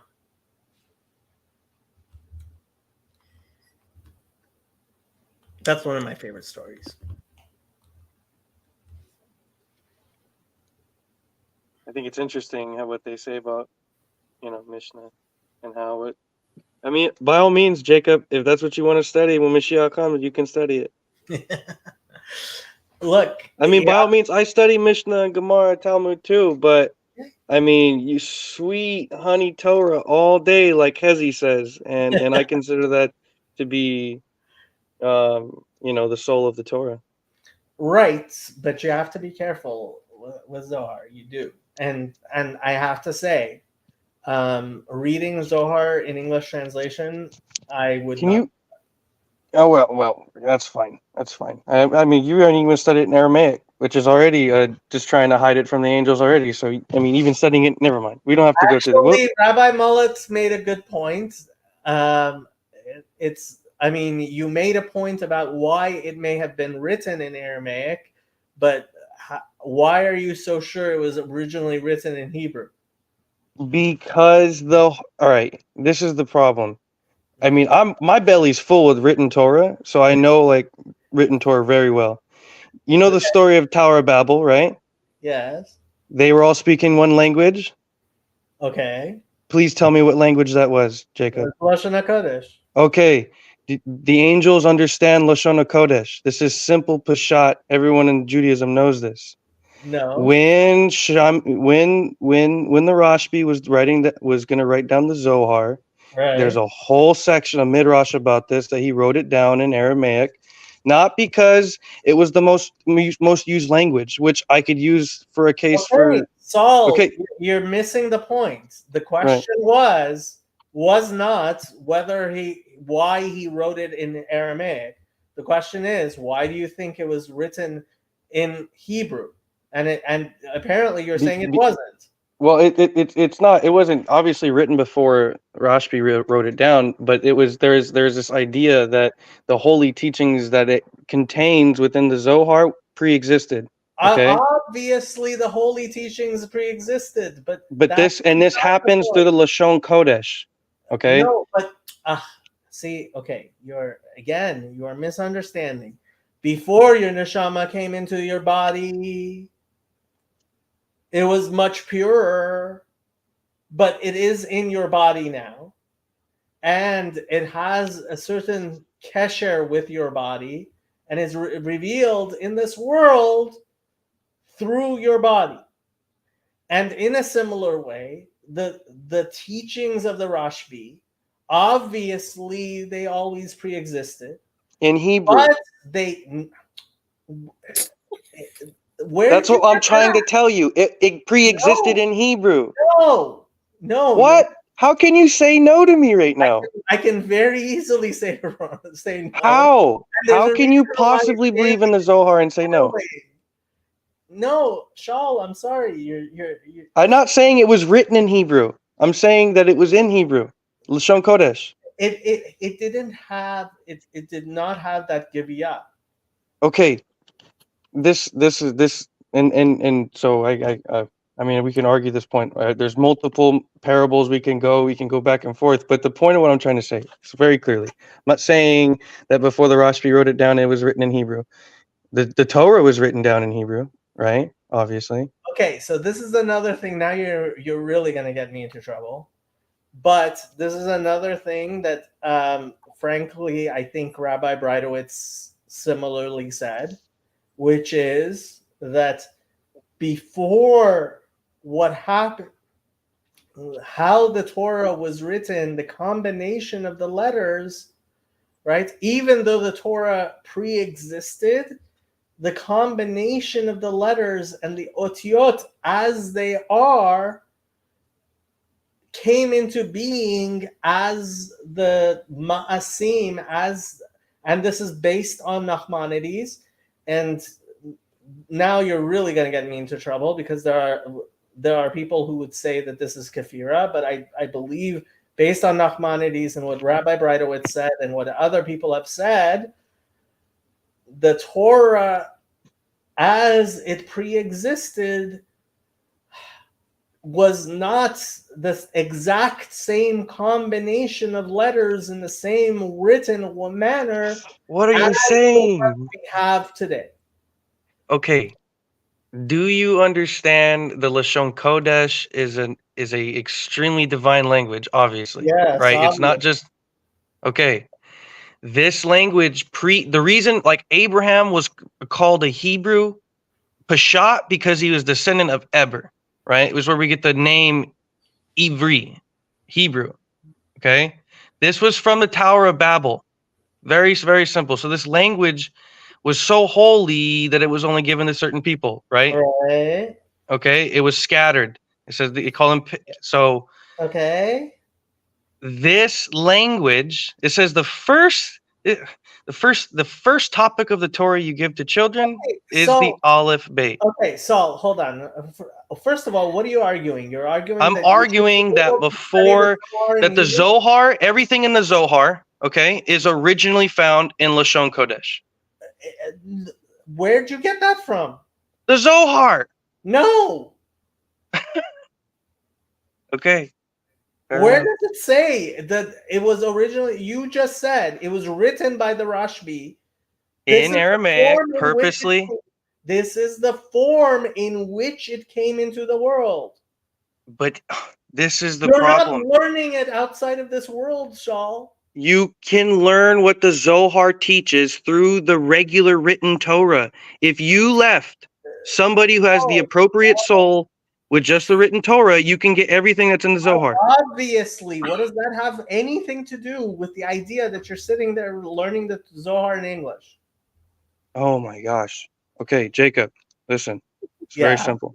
Okay. It's not the Torah is written in Hebrew for specific reasons. Okay. Yeah. It's a holy language. Okay. Before the Zohar was ever written down in Aramaic, it was all within the written Hebrew Torah. It existed within it still exists within the Hebrew written Torah. Okay. That's what the Zohar. Now, when we say the Zohar, I'm not talking about a book. I'm not talking. I don't even understand what you're trying to say. Okay, fair enough. Like, what does that have any relationship with studying the Zohar in English? Okay, English is it's not Hebrew. Okay, it's a translated of a translated of a translated already translated. It's more translated. Okay, so it sounds so like by reading a translation of the Zohar, okay, if you're trying to obviously there's certain things you can't even read in the Zohar, even in the English translation, it's going to be saying it in Hebrew, even transliteration, okay, because there's certain things that has to be certain there, okay. So the translation, all it's doing is it's trying to meet different souls where they're at. Okay, it's a tool. Anybody who studies enough can understand. If you aren't originally speaking Hebrew from your birth, okay, you can use English tools as well as learning the original language as well. But by no means is it considered the Aramaic was actually like, for instance, it would have been like the English of its day around its area. Okay, it was translated into a very common language so that. Okay. So again, you're not even understanding my point. If you had an English translation from a credible rabbi, then we could talk. Okay. But but you the Rav Berg, right? Okay, I see what you're saying. Jason was at a birthday for his sister, and then when he was driving back, he was tired, so he wasn't sure he was able to join, unfortunately. Speaking of tired, it's 1:05 a.m. and this is absolutely delightful, but I'm going to leave you two to your fun on your own. Good night, Night. Sandy. So Yeah. I'm not going to talk about Rav Berg. I'm not. I will be straight up honest with you. I think that the Zohar set that they came out with from the Kabbalah Center is absolutely. It's one of the greatest things that Rabbi Western Shochat, civilization's ever had. Rabbi Shochat, a blessed memory, someone I respected very much, and it's interesting. His older brother died last week, and this stream, the thumbnail to it is a picture of Rabbi David Shochat, a blessed memory. Rabbi Emmanuel Shochat spent many years in a lot of legal fights with the Kabbalah Center. He spoke very harshly against the Kabbalah Center. He was physically, he was threatened, and they sued him for $12 million, and Rabbi Shochat had all kinds of jokes about that. I think it was $12 million. They tried to sue him for the things that he said, and he went to court. He said it was a cult. He said that I am pretty sure he said that it is forbidden to read anything from there. And while I do have friends and people I wish would not go there, who do, as he says, but I also see we reviewed the classics. Yes, we did.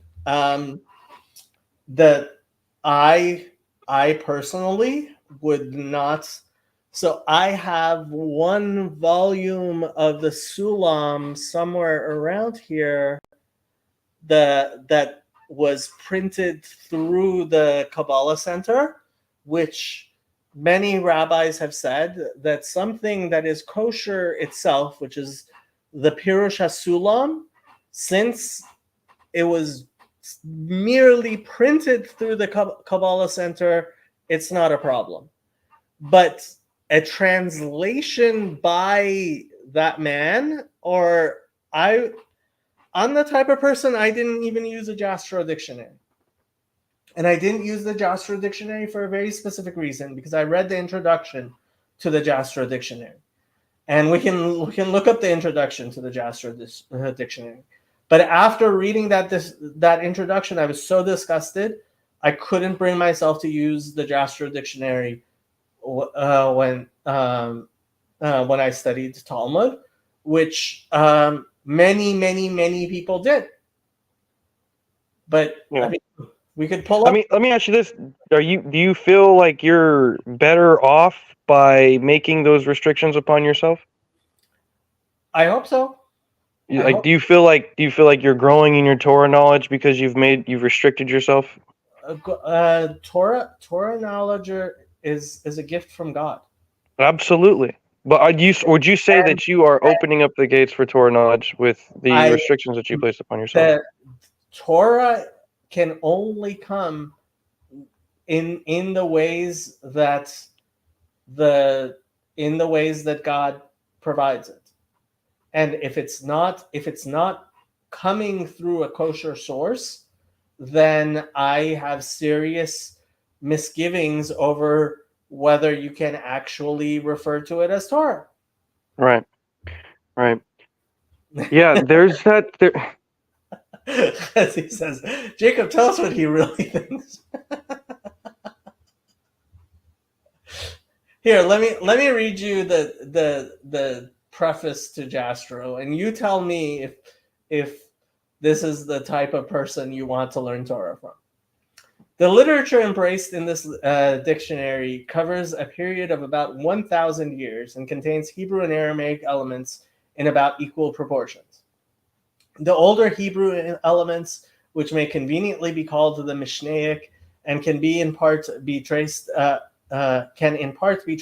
to the 1st, if not the 2nd century BCE, may be considered a continuation of the biblical Hebrew tinged with Aramaisms. It is therefore apt to throw light more directly than its successor on many obscure words and passages in the Bible. Nevertheless, the material for biblical exegesis deposited in the later literature is an inexhaustible mine which still awaits exploitation by sympathetic students. Besides the Mishnah and the Tosefta, the Mishnaic period embraces Sifra, Sifri, Mechilta, and the older elements preserved in the Gemara, of which the prayers incidentally quoted are a very essential and interesting part. The later Hebrew elements in the Gemara and in the Midrashim lead down to the 5th and the 8th century respectively, and to a larger degree than the earlier Hebrew sections are mixed with Aramaic elements and with foreign words borrowed from the environment and reflecting foreign influences in language as well as in thought. The Aramaic portions of the literature under treatment comprise both the Eastern and Western dialects. Owing to the close mental exchange between the Palestinian and Babylonian Jews, these dialects are often found inextricably interwoven and cannot be distinguished lexicographically.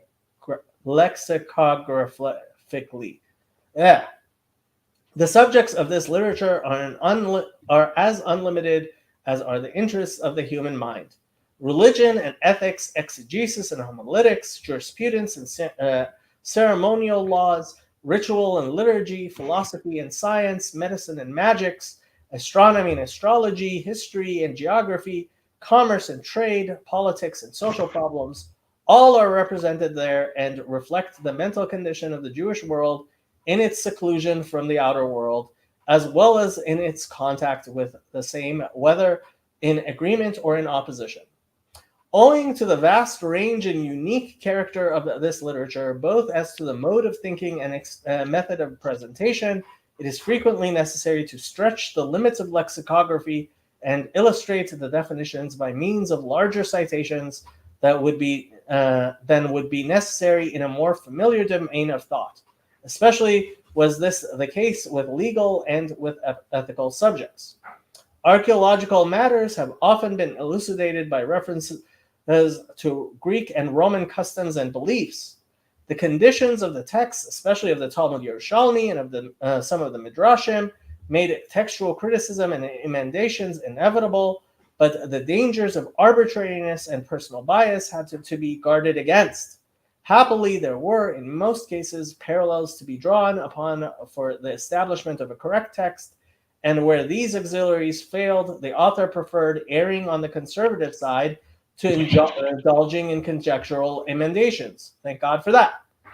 For the Babylonian Talmud, Raphael Rabinowitz's Variae Lectionis was an invaluable aid to the author. The etymological method pursued in this dictionary requires a somewhat fuller explanation than is ordinarily embodied in a preface. Let's skip that. Starting from the premises, let's skip that. Where was my favorite line out of that?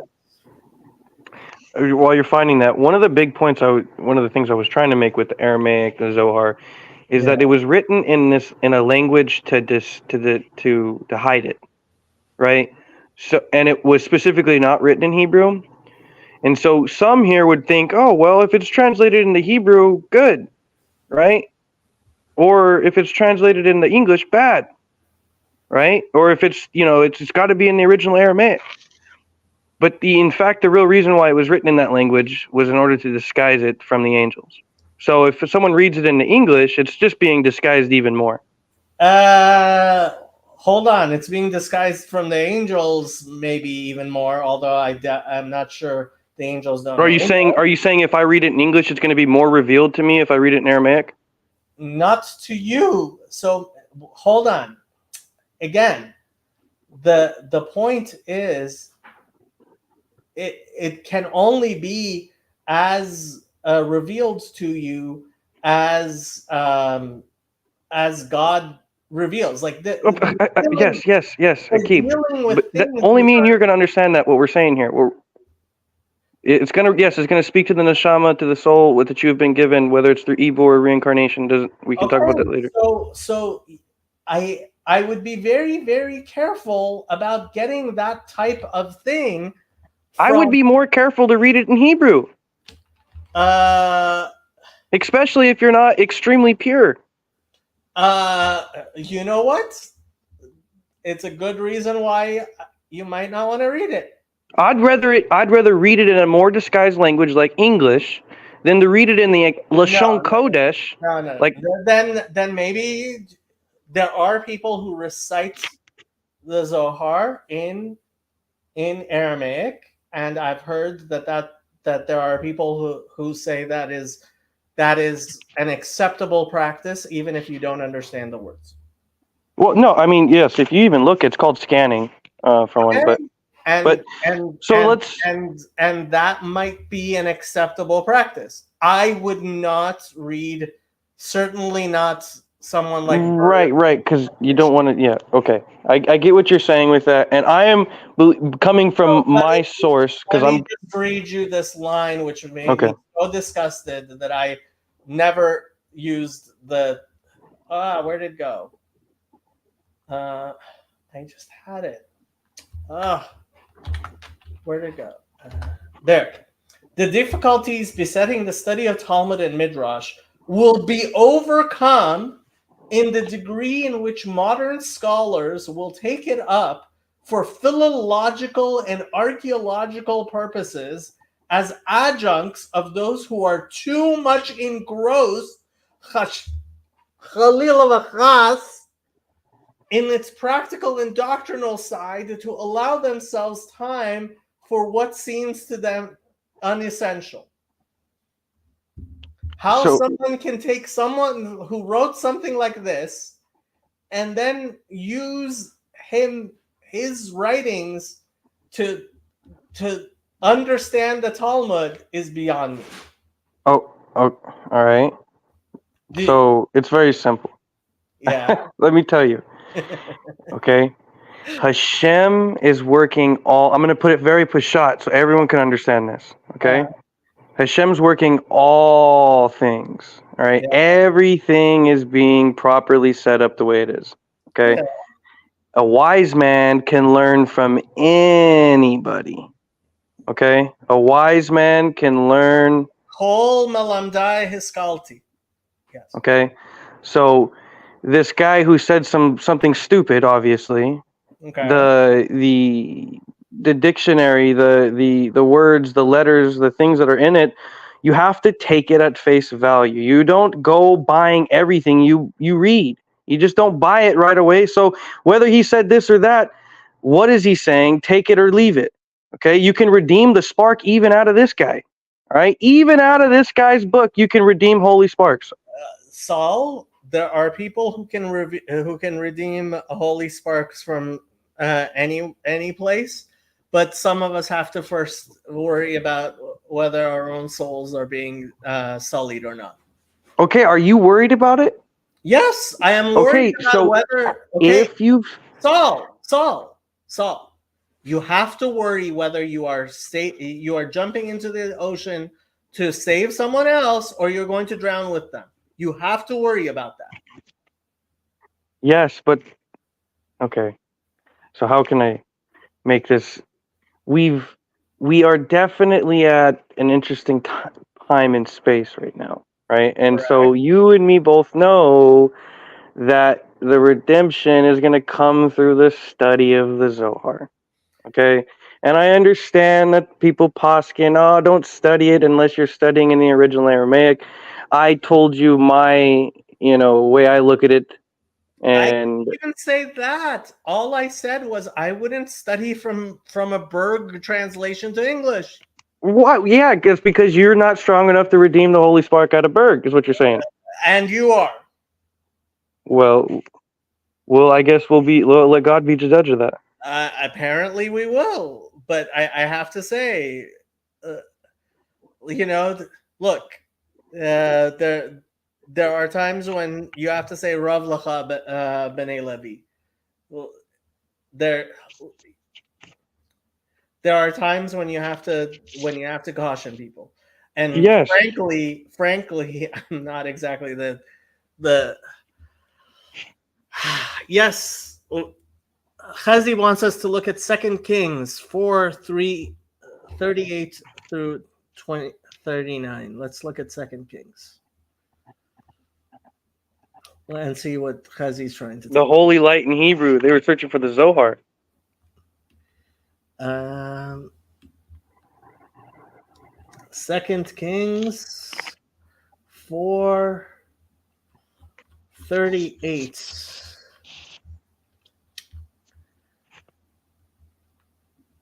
The Elisha shav hagilgala v'hara'av ba'aretz uvnei hanevi'im yoshvim lefanav v'yomer lena'aro sfot hasir hagedola uvashel nazid livnei hanevi'im.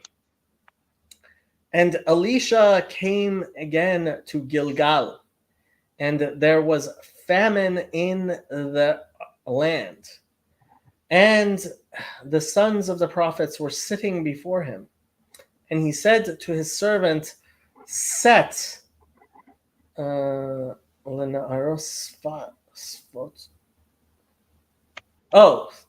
set on the great pot, okay, and boil a pottage for the sons of the prophets. ויצא אחד אל השדה ללקט אורות וימצא גפן שדה וילקט ממנו פקועות שדה מלוא בגדו ויבוא ויפלח אל סיר הנזיד כי לא ידעו.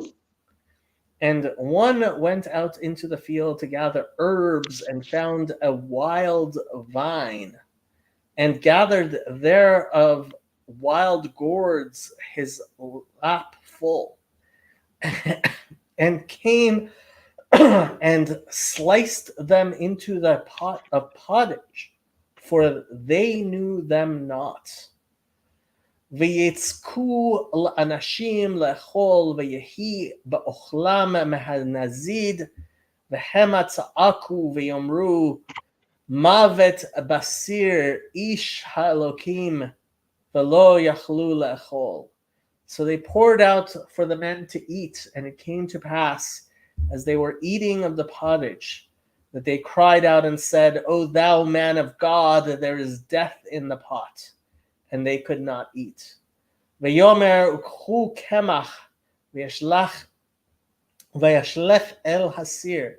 ויאמר צק לעם ויאכלו ולא היה דבר רע בסיר.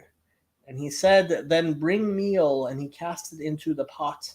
And he said, pour out for the people that they may eat, and there was no harm in the pot.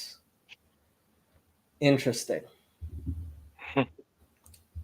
They were searching for the holy light in Hebrew. Your own soul comes first. This is true.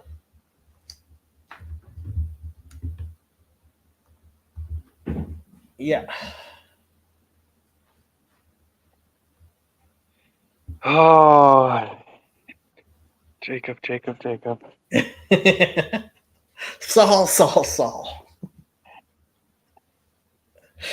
So I've tried to keep it not too far off. I know I've already said things that are probably like got you triggered, like, oh.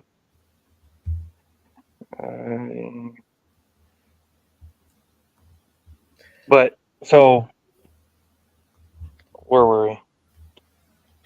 I don't know the quote you're saying, Chazi. You're going to have to give the rest of the quote. Rabbi Nachman said, Afilu mi shehu rasha gamur, even someone who is completely evil has a bit of light in him, and you should try to find it. Amazing. Thank you, Hezi. Thank you. So what it is? It didn't work out well for Aaron's sons.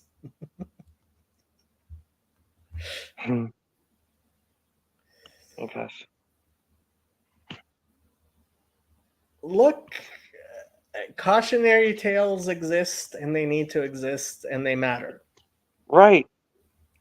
But so you've given quite the cautionary tales, and you've placed restrictions on yourself a lot. Right? I don't know if I've placed enough restrictions. I mean, I'm not exactly the holiest person on earth, you might have noticed. Right. Well, I mean, neither of all of us, but to be honest with you, but the idea here is that, right, you're restricting yourself in learning Zohar and learning this because I mean, you Poskin, you go to people who tell you not to do this. Like, don't do this, don't do that. No. Saul, look, I realize there's gradations. Like, look, I have Talmud there that needs to be studied. Like, once I know the Talmud, sure, I'll but I don't know my Talmud. But this is the amazing thing about the Pardes, right? And people who've entered into the true, like the true soul of the Torah, okay, is that when a person like me reads Talmud, Yeah. okay, right. So I'll give you an example. We know that, for instance, in the Tree of Life, Abraham, Isaac, and Jacob is Chesed, Gevur, and Tiferet. Okay. Correct. So a Kabbalist, when he reads the Talmud, he can enter into depths of the Talmud by knowing the Etz Chaim, the Tree of Life. And how is this? Because when it says Rabbi Ishmael, when it says Rabbi Itzhak, these correspond to the Sephirot as well, which will give you greater understanding of even the Mishnah, even the Gemara, even the Talmud. Oh, you're taking things backwards. And backwards is not good. What do you mean backwards? First, you learn the Gemara, and then you learn the first comes Pshat, then comes Ramez, then comes Drush, then comes Sod. Yes. I didn't say skip the whole thing. I said when a person knows Sod. Order. Yes, okay. I'm not saying to skip the order. Okay. And you so think that I don't haven't have the order, which is finished my fine. I get what you're Talmud saying. I have But- not finished the Talmud. I don't. I'm sorry. I doubt very much you've. There's my Have you Hebrew may not be extremely great, Have but I can tell you right now, reading is have you very been simple. through Reading, a whole there- cycle of Daf Yomi? I've read about, let me see, 1, 2, 3, 4. I have 4 tractates of Talmud here that I've read quite a bit. Obviously, Sanhedrin, Gittin, and So 56 more, and you'll be there. yeah. By all means, but I'm not going to, just because I've seen the light of the Torah. There would be no way. All I said was things have an order, and so here.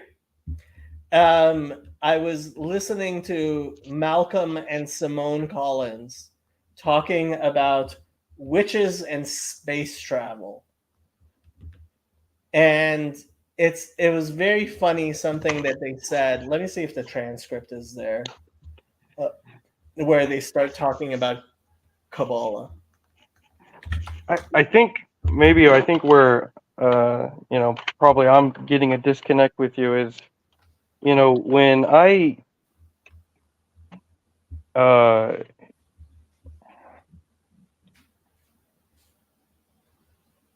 like we've gone to this a couple times. We talked about the Zohar being in Hebrew, things like this, and the regular written Torah. We've talked about this in the first chapter, where the oral Torah and the written Torah are like a male and a female, and they can become one, and things like this. Okay, and I keep I guess getting disconnected in thinking that, because I'm so looking at the Sod so much, you think that I haven't gotten the Remez and the Dros and the Peshat, which isn't the case. There are times you say things where I don't care what part you're saying them from. There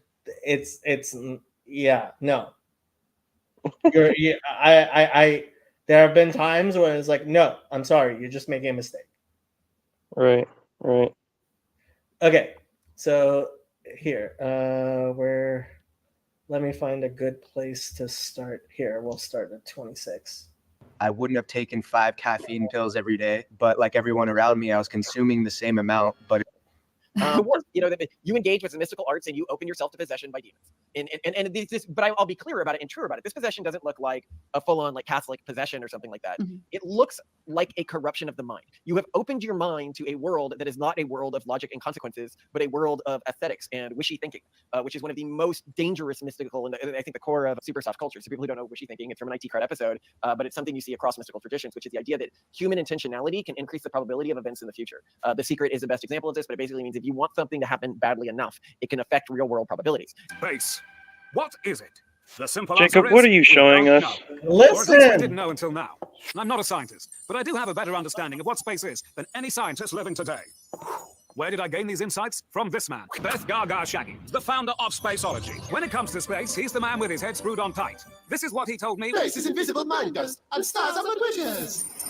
I mean, think about that. That means every star you can see in the night sky is a wish that has come true. And they've come true because of something he calls space star ordering. Space star ordering is based on the twin scientific principles of star maths and wishy thinking. No. If that doesn't convince you, well then, maybe you just don't deserve to get what you want. You're a skeptic, Jen. You should be more like these. They can't get enough of my space star ordering story. How did the cosmos grant you a helicopter? Well, I visualized the thing I wanted. In my case, it was a helicopter. I drew a picture of the helicopter on a piece of paper. A couple of days later, bought myself a helicopter. Explain that one if you can. And now you see what we mean when we talk about this being an alternate hypothesis for how the physical laws exist. But an individual who gets invested in this will have a very easy time in terms of confirmation bias and stuff like that. These beliefs persist intergenerationally among some communities because of their effectiveness at hijacking the human brain. Is there a way to prevent this from happening to a person's brain when they engage with mystical arts? Previously, I would have said no, but I have some disconfirming evidence recently which has made me rethink this particular topic. Specifically, historically speaking, everyone I ever knew who engaged with Kabbalah or Kabbalistic texts, this is the Jewish mystical texts, was so bad at structuring their thoughts afterwards. Simone and I even had an internal phrase to describe these individuals called Kabbalah brain. Yet, recently, actually a fan of the show who I've been engaging with is an expert on these texts, and he seems to be able to structure his thoughts very logically and be a very otherwise smart and lucid individual. Why is this the case?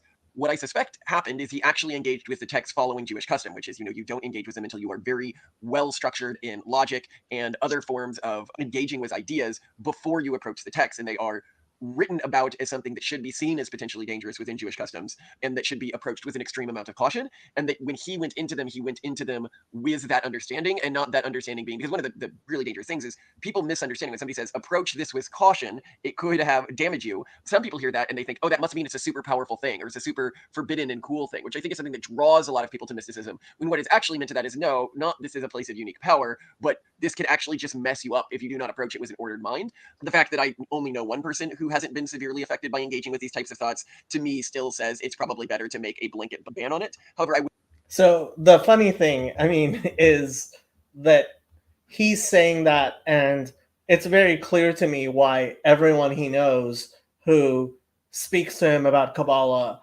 is not a very clear and lucid thinker, is because anyone who knows Kabbalistic stuff and properly is a lucid thinker really wouldn't be engaging with him and his wife about Kabbalistic ideas at all. But there's definitely something to be said about the fact that there are all these people walking around who are sure they understand Kabbalistic things, and I'm sorry, you have to take things in order. You really do. And yeah, you do.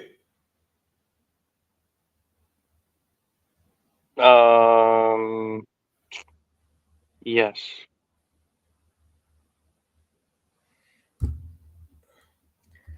I He think says, Davar gadol v'davar katan, davar gadol ma'aseh merkava, davar katan havayot da'abaya v'rava. If you say so. So I think what possibly there's to be honest with you, Jacob, there's no excuse. Right? There's no excuse. Okay. These souls in this generation have been provided with so many resources that the Malachim, when they get handed over, there's no excuse. They can't say, "Hey, I didn't have the ability to get the texts. I didn't have the ability to read. Oh, I didn't want to read because this guy was evil."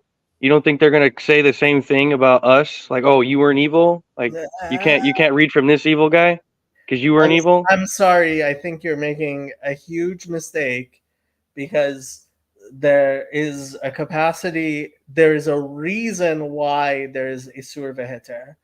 There's a reason why there needs to be. I mean, you make it sound like it's easy to be mater everything, and it's not. There's a reason why things need to be asur, why things need to be bound down. Yes. Things need to be unbound. And so, right, but the Zohar is no longer bound. This is the generation. Excuse me, you're telling me I am not aware of an English translation that is worthy of being used. I am not. So, are you saying you're going to use your unawareness as an excuse? I'll put it this way. I think it is a grave mistake to read Berg's English translation of the Zohar. Sure. Okay, but that's What do you mean, sure. There's other English translations out there. And not even, you don't have to rely on English translation. I would say don't go to the Hebrew, because there are some people out there who go read the Hebrew translation thinking that that's like more kosher, when in fact the reason why it wasn't written in Hebrew. I am not sure that you're correct about that. I mean, just think about it. Look at it. But the idea here is that we're in a generation. Why are you in such a fight with the Malachim? Everyone should be. If it says if you knew what was standing before you at all the times, people. This is in the Talmud. There's so many things around us all the time, and we need to be. So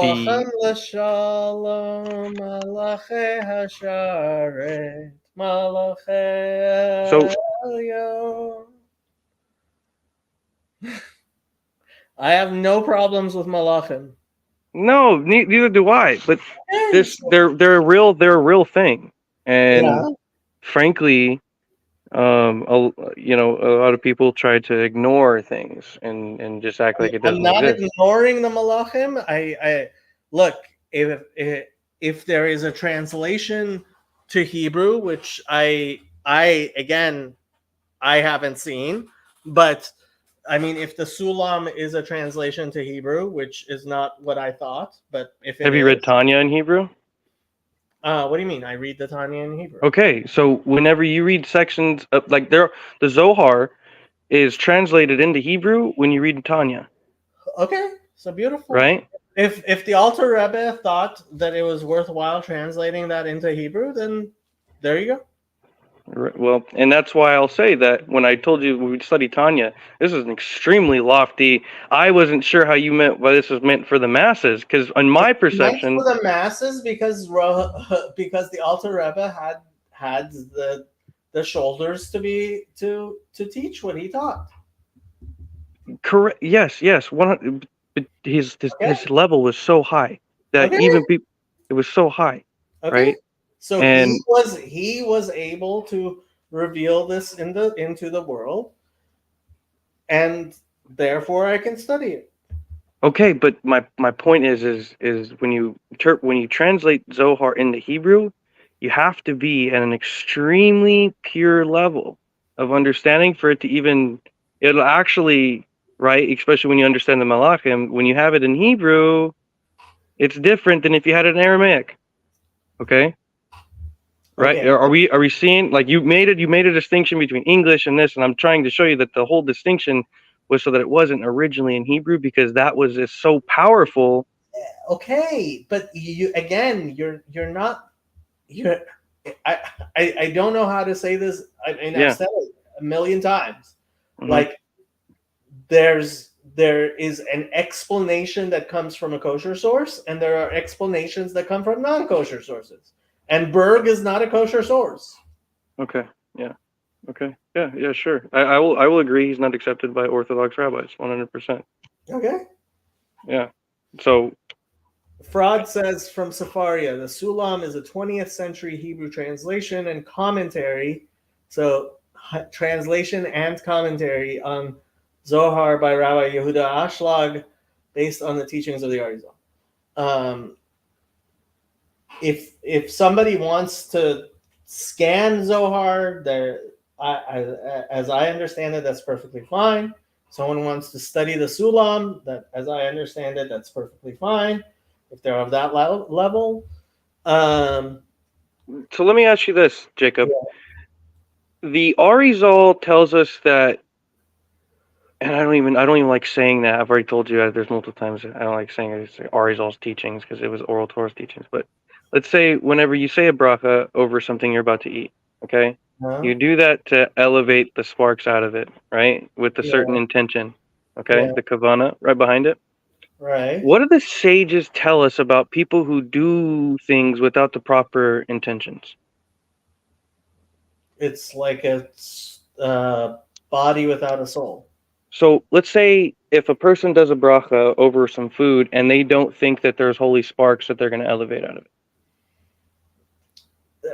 Okay, so Tanya actually discusses this at some length in the latter chapters in the 40s, and he explains things. I mean, it's. Were you listening to those chapters while we were discussing them? I haven't listened to your, like I said, the first Tanya section that I did with you guys was last week. Okay, so maybe you should go back and listen to those things. Yeah, fair enough. So there's an idea that obviously if you don't have the proper kavana intentions, my whole point since the beginning of talking with you guys is that reincarnation obviously is a very vital point. Matter of fact, it's part of Oral Torah, and the written Torah and the faith and tradition of the Torah is so connected with these secret some people call it secret traditions, reincarnation, malachim, different things like this, but it's so vital to it that while a person is performing certain mitzvahs and commandments, if they don't have this perception, right, this intention, then what are they doing, Jacob? Okay, so I have to say, I think you really need to spend more time studying Tanya, because he explains that while there's certainly these lofty and great reasons why you want to do mitzvot completely, and frankly, in halakhic man, I mean, the fact is, when you do the mitzvah, even if you do it in a way that is not perfect, it's still a good thing. And right. I mean, these are things which are explained at length. Yes, and I understand. Yeah, obviously the mitzvahs will be for you in the world to come, and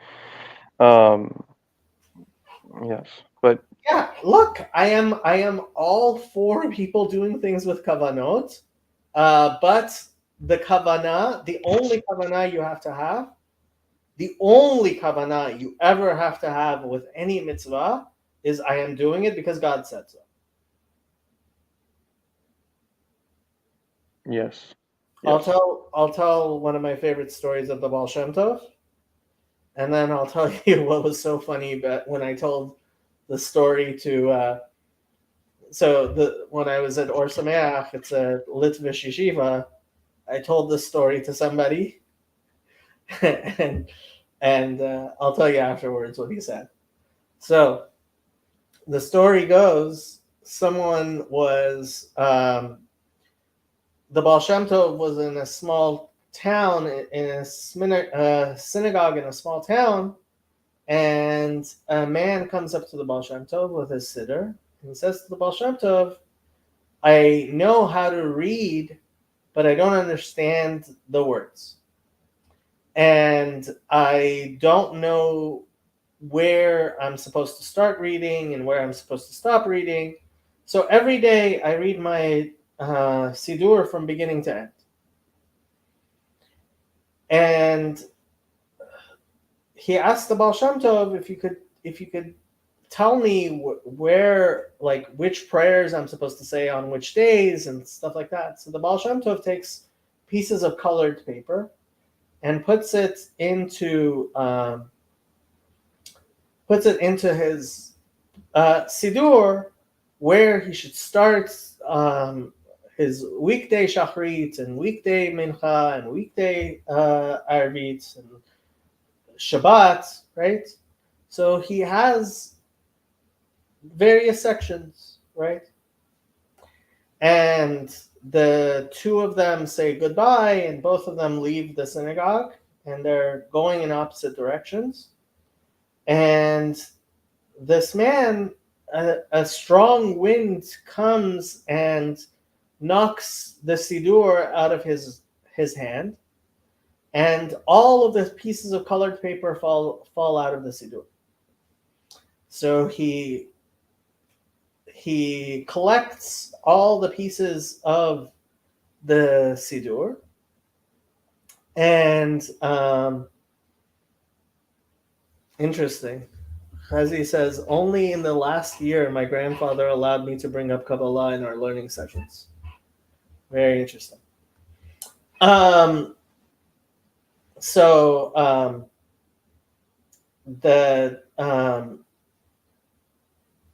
He collects all the pieces of colored paper, and he turns back to go catch up to the Baal Shem Tov to ask him to put the papers back into the Siddur. And as he's trying to catch up to the Baal Shem Tov is going very, very fast, and he's running, and he's having difficulty catching up. And the Baal Shem Tov gets to a cliff, and he takes out his handkerchief and he jumps and slowly falls to the ground at the bottom of the cliff. And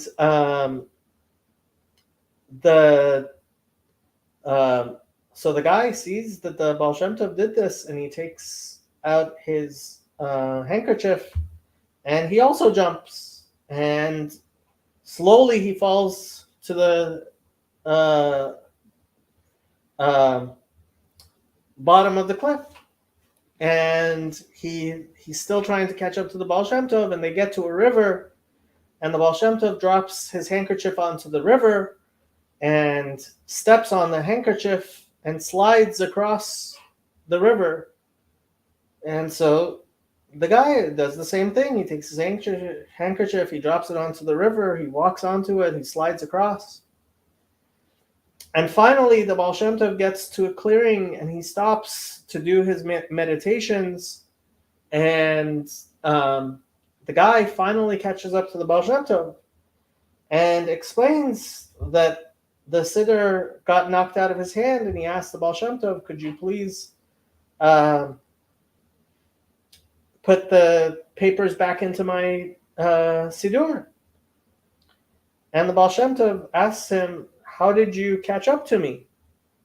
He says, well, I saw what you did, and I just did the same thing. And the Baal Shem Tov said to him, it's fine. You just keep on praying how you were praying before. Now, I told this story to this guy, and he said to me, I don't believe it. What do you mean you don't believe it? It's like, I don't believe it. The Baal Shem Tov would have never done that. Like, why? He says, because do you know how many brachot labatala that guy was saying every day?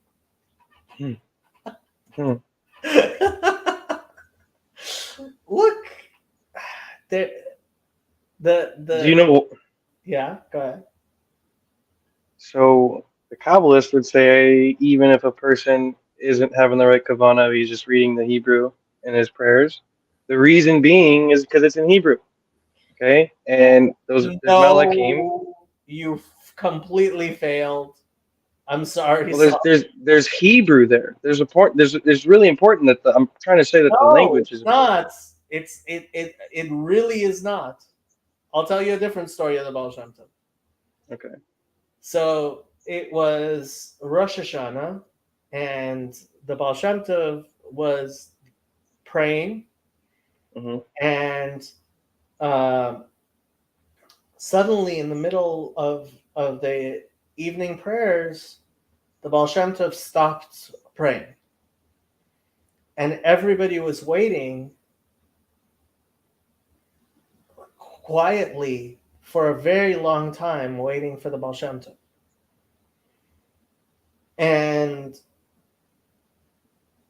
suddenly in the back of the synagogue, this young child had a whistle, and he took out the whistle and he whistled. And I forget if maybe it was Yom Kippur, maybe it was Shabbat. Even on Yom Tov, I'm not, even though it was a child, right? It's not Hashmat Kol. It's not something we do, right? And after so they stopped him. And afterwards, the Baal Shem Tov started praying again. And they finished the prayers, and the Baal Shem Tov said that he had stopped praying because he could feel that there was a spiritual edict. There was something that was hanging over the community, and he was trying to find the right kavanot, the right intentions, the right prayers in his prayers, and to nullify this decree. Wow. But that child, because of that one pure note that shattered the silence, right?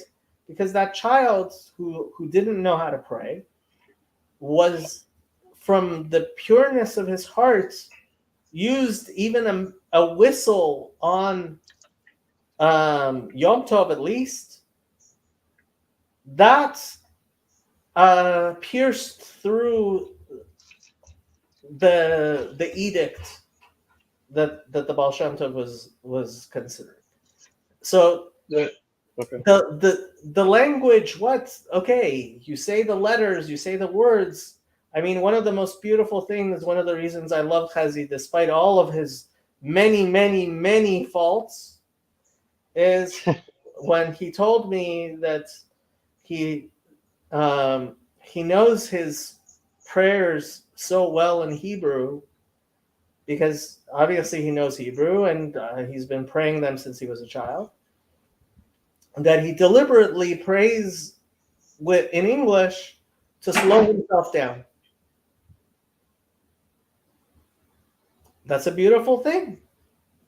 So that he will pay attention to the meaning of the words.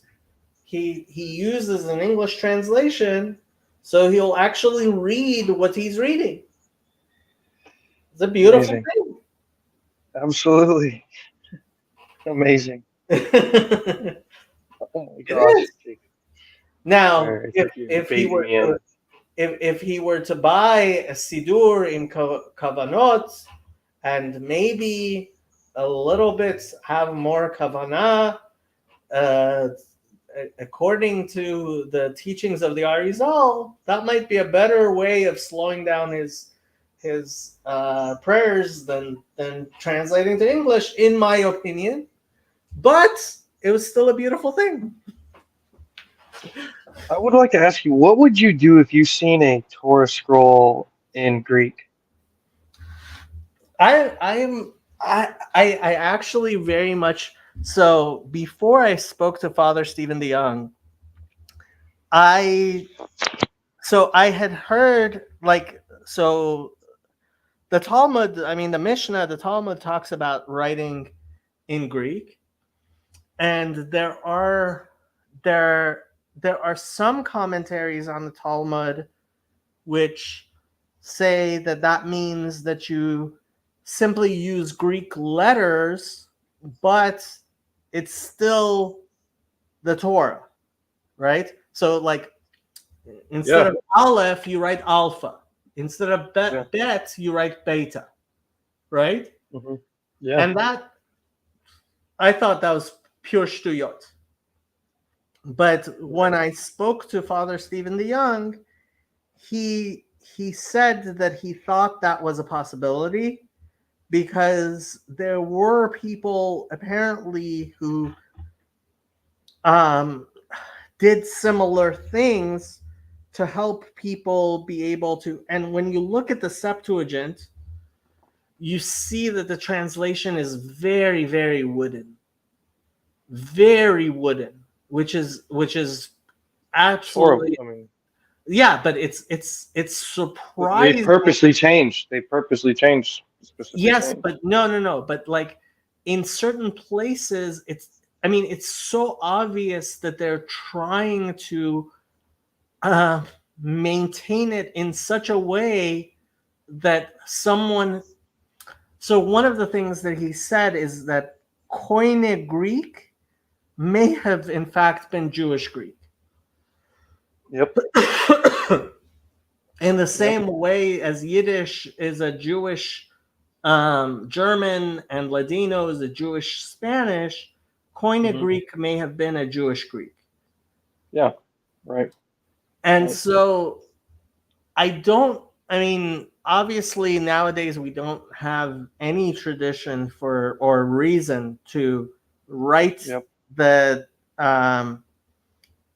a Torah scroll in the Greek, but it seems to me that rather than a translation, and obviously we don't have a Septuagint of Chamishah Chumshei Torah, which follows, which tracks with what the Talmud says. But it seems to me that if you were to make one, you would. If I were asked to make one, the only one I could think of that would be kosher would in fact be using Alpha instead of Aleph, Beta instead of, as opposed to trying to translate it. Yeah. I find it very interesting, the idea of translating and the dissemination of this information over human history. It's extremely interesting. Especially interpreting it through the lens of Torah, right? This idea of the scattering of the 70 nations. And, translating into languages is always like a sticky subject, especially in Judaism. The more, firm we are. It really does matter who does it, though. It really does. I think it matters more on what kind of soul you have, to tell you the truth, rather than what they've got.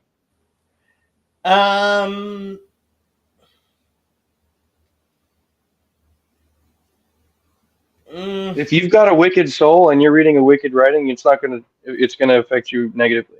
But if you've got an extremely holy soul and you read a Rasha's writing, you're gonna be able to elevate from whatever was in it out of it, and then you eat the fruit, throw away the peel. Shaul, very, very few people in this generation have such souls. Well, fine. Fair enough. We're too late in the game. I mean, if that's what you're gonna toss in, go ahead. I mean, brother, we're here. Like, we're here, and if this is that's how you're gonna toss in this time, that's okay. Like I said, I understand that there is that in the days of Mashiach, where there are people who decide to study Mishnah. Not in the days of Mashiach, Shaul. We are almost there. Almost there is very nice. Next year in Jerusalem. Amen. Amen. But we're not. I mean, until we're there. So this is another. So before he comes, it's the Erev Shabbat, right? So look, if you get to if there's a 100-foot bridge, and you've gone 99 feet, and the 100th foot of the bridge isn't there, you're gonna fall. You have to walk all the way across the bridge. Yes, I think I know what you're saying. what I'm trying to say is, for the generation that we are in right now, okay. I think that you know that there are enough rabbis right now, and there wouldn't be this if there wouldn't be so many English translations of such high. I am absolutely astonished at the stadiums that are being rented out every 7.5 years. The Siyum Hashas gets bigger and bigger and bigger, and there are more people making a Siyum on the entirety of Shas every cycle than in the whole entire history of Judaism ever studied the entire Talmud. Yeah, people are really studying a lot of Talmud. Yes. Baruch Now, Hashem. Baruch Hashem, yes, Baruch Hashem. I believe that's for some souls, 100%. And now I don't say I don't study don't study Mishnah, and I will have a full. I mean, Baruch Hashem, I will have a full Shas under my belt one of these days. But, I mean, but we're in a stage that I believe where there's going to be. I am very, very hopeful that Mashiach will come before 216 years from today. Which 216 is a very interesting number. You know. It is, but we're at 5784, and it seems to me that Mashiach has to come before the year 6000. But if he doesn't, he doesn't.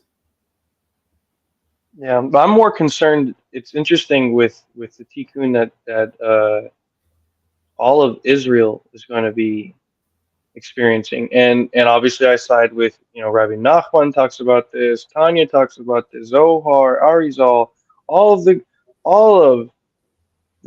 great rabbis talk. Well, no, I can't say all of them. I mean, I know that there are people who disagree, but it's going to come to the study of the Zohar, right? And there are people like yourself who poskin that, oh, you can't study the Zohar unless it's in the original this, original that, as if the light. Anything. I'm just saying, look, if you're going to use a translation, use a translation that of someone who is worthy to translate such a text. Yeah. I'd be willing to learn more about I mean, honestly, I don't know the whole controversy between Rav Berg, but I will say this. His translation of the Zohar has affected many people I know very, very profoundly. And I don't even think it's his translation. I think actually, what was it, Frog on here actually noted that the translation isn't his translation. It's actually Rav Yehuda Ashlag. So Rav Yehuda Ashlag's kosher. Rav Ashlag did not translate it to English. I will have to look at what he said here. But somebody did this English translation, and when you do when you look at the Aramaic that's directly above it, if you've got any questions, it's not like they've got a conspiracy to fool somebody here and what the Zohar is saying. It's not a matter of conspiracy to fool someone. That's not what I'm saying. Okay, so Zephaniah 3:9, my motto verse out of the Torah. Ki az epoch elamim safa berra likro chulam b'shem Hashem la'ovdo Shem echad. For then I will convert the peoples to a purer language, that they may all call upon the name of the Lord to serve him with one consent. One of my favorite verses, and one I quote constantly. I used to end all of my videos with that verse. The verse before it is one of the few verses, I believe there's only 2 verses in the entirety of the Torah which has every single letter of the Hebrew alphabet, including all the sophites. It's a very, very scary one. Not sure if we should translate it, but I'll read it at least. Lachen chaku li ne'um Hashem. Liyom kumi la'ad ki mishpati le'esof goyim lekofsi mamlachot lishpoch alehem za'ami kol charon api ki beish kin'ati ta'achel kol ha'aretz. Therefore wait for me, says the Lord, until the day that I rise up to the prey. For my determination is to gather the nations, that I may assemble the kingdoms, to pour upon them my indignation, all my fierce anger, for all the earth shall be devoured with the fire of my jealousy. And like Rabbi Breudowitz points out, the Vilna Gaon apparently somehow made a calculation that the war of Gog and Magog would last only 12 minutes. And people asked for many, many years, how could it be? What is a war that lasts only 12 minutes? But of course, after World War II, it became something we understood. A war that lasts 12 minutes is quite a possibility, unfortunately. Well, I have two things. For one, what is this pure language that this is talking about? It's Hebrew. Okay, thank you. And who is he saying? Who's going to convert? Who's going to get this pure language? Who did you say? Well, Amim, right? Yes. No. Okay, there's a reason I teach Hebrew on my class, on my. I know, I understand. Right. But I just wanted to make this clear with the idea of the Zohar and things like this. But the next thing. Okay. The Zohar is not in Hebrew; it's in Aramaic. Exactly, for a reason. But it's not that it wasn't. It's not that the teachings in it are not found in the. Okay, but you know what? It may be the Rashbi was right. That right? What? That it needs to be hidden behind. It is hidden, right? It's got to be translated. It's got to be translated that way. So, but this is, and this is probably why there's so much. A lot of times within the Orthodox communities, the Zohar was translated into Hebrew. Okay, and when you translate certain parts of the Zohar into Hebrew, the Malachim become aware. And if you're not in the right proper state of purity, things will happen. Okay. And so I can see where you probably have some, hey, I can't study this, because there's possibly something that can be dangerous to your soul, which I agree. But so, my point here is it's not that if somebody reads it and I'm well, okay. Not getting it. You're really not getting it. Like you're like, I'm sorry, like I don't know how many times like we've gone over the same thing over and over again.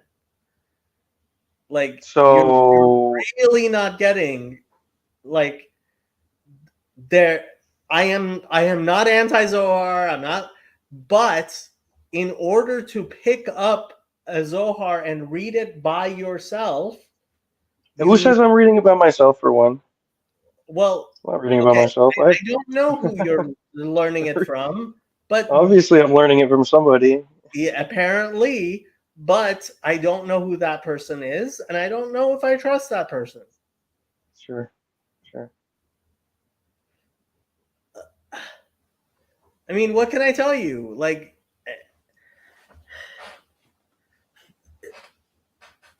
there are orders to things, and there need to be orders to things. I mean, if you're not on my Discord server, but yeah, you are. You've noticed my Discord server has a lot of hierarchy. Like, hierarchy matters. I have no idea what Chazi's trying to say. Atidim batei karkasaot lahapech labatei knesiot ubetei midrashot. I have no idea what batei karkasiot are. But I am sure they will all turn into Betei Knesiot and Betei Midrashot. Okay, we've been going for over 4 hours.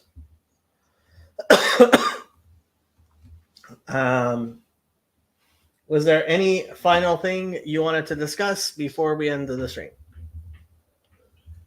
No, I don't want to add no more controversy into the stream. I think we can end it here for tonight.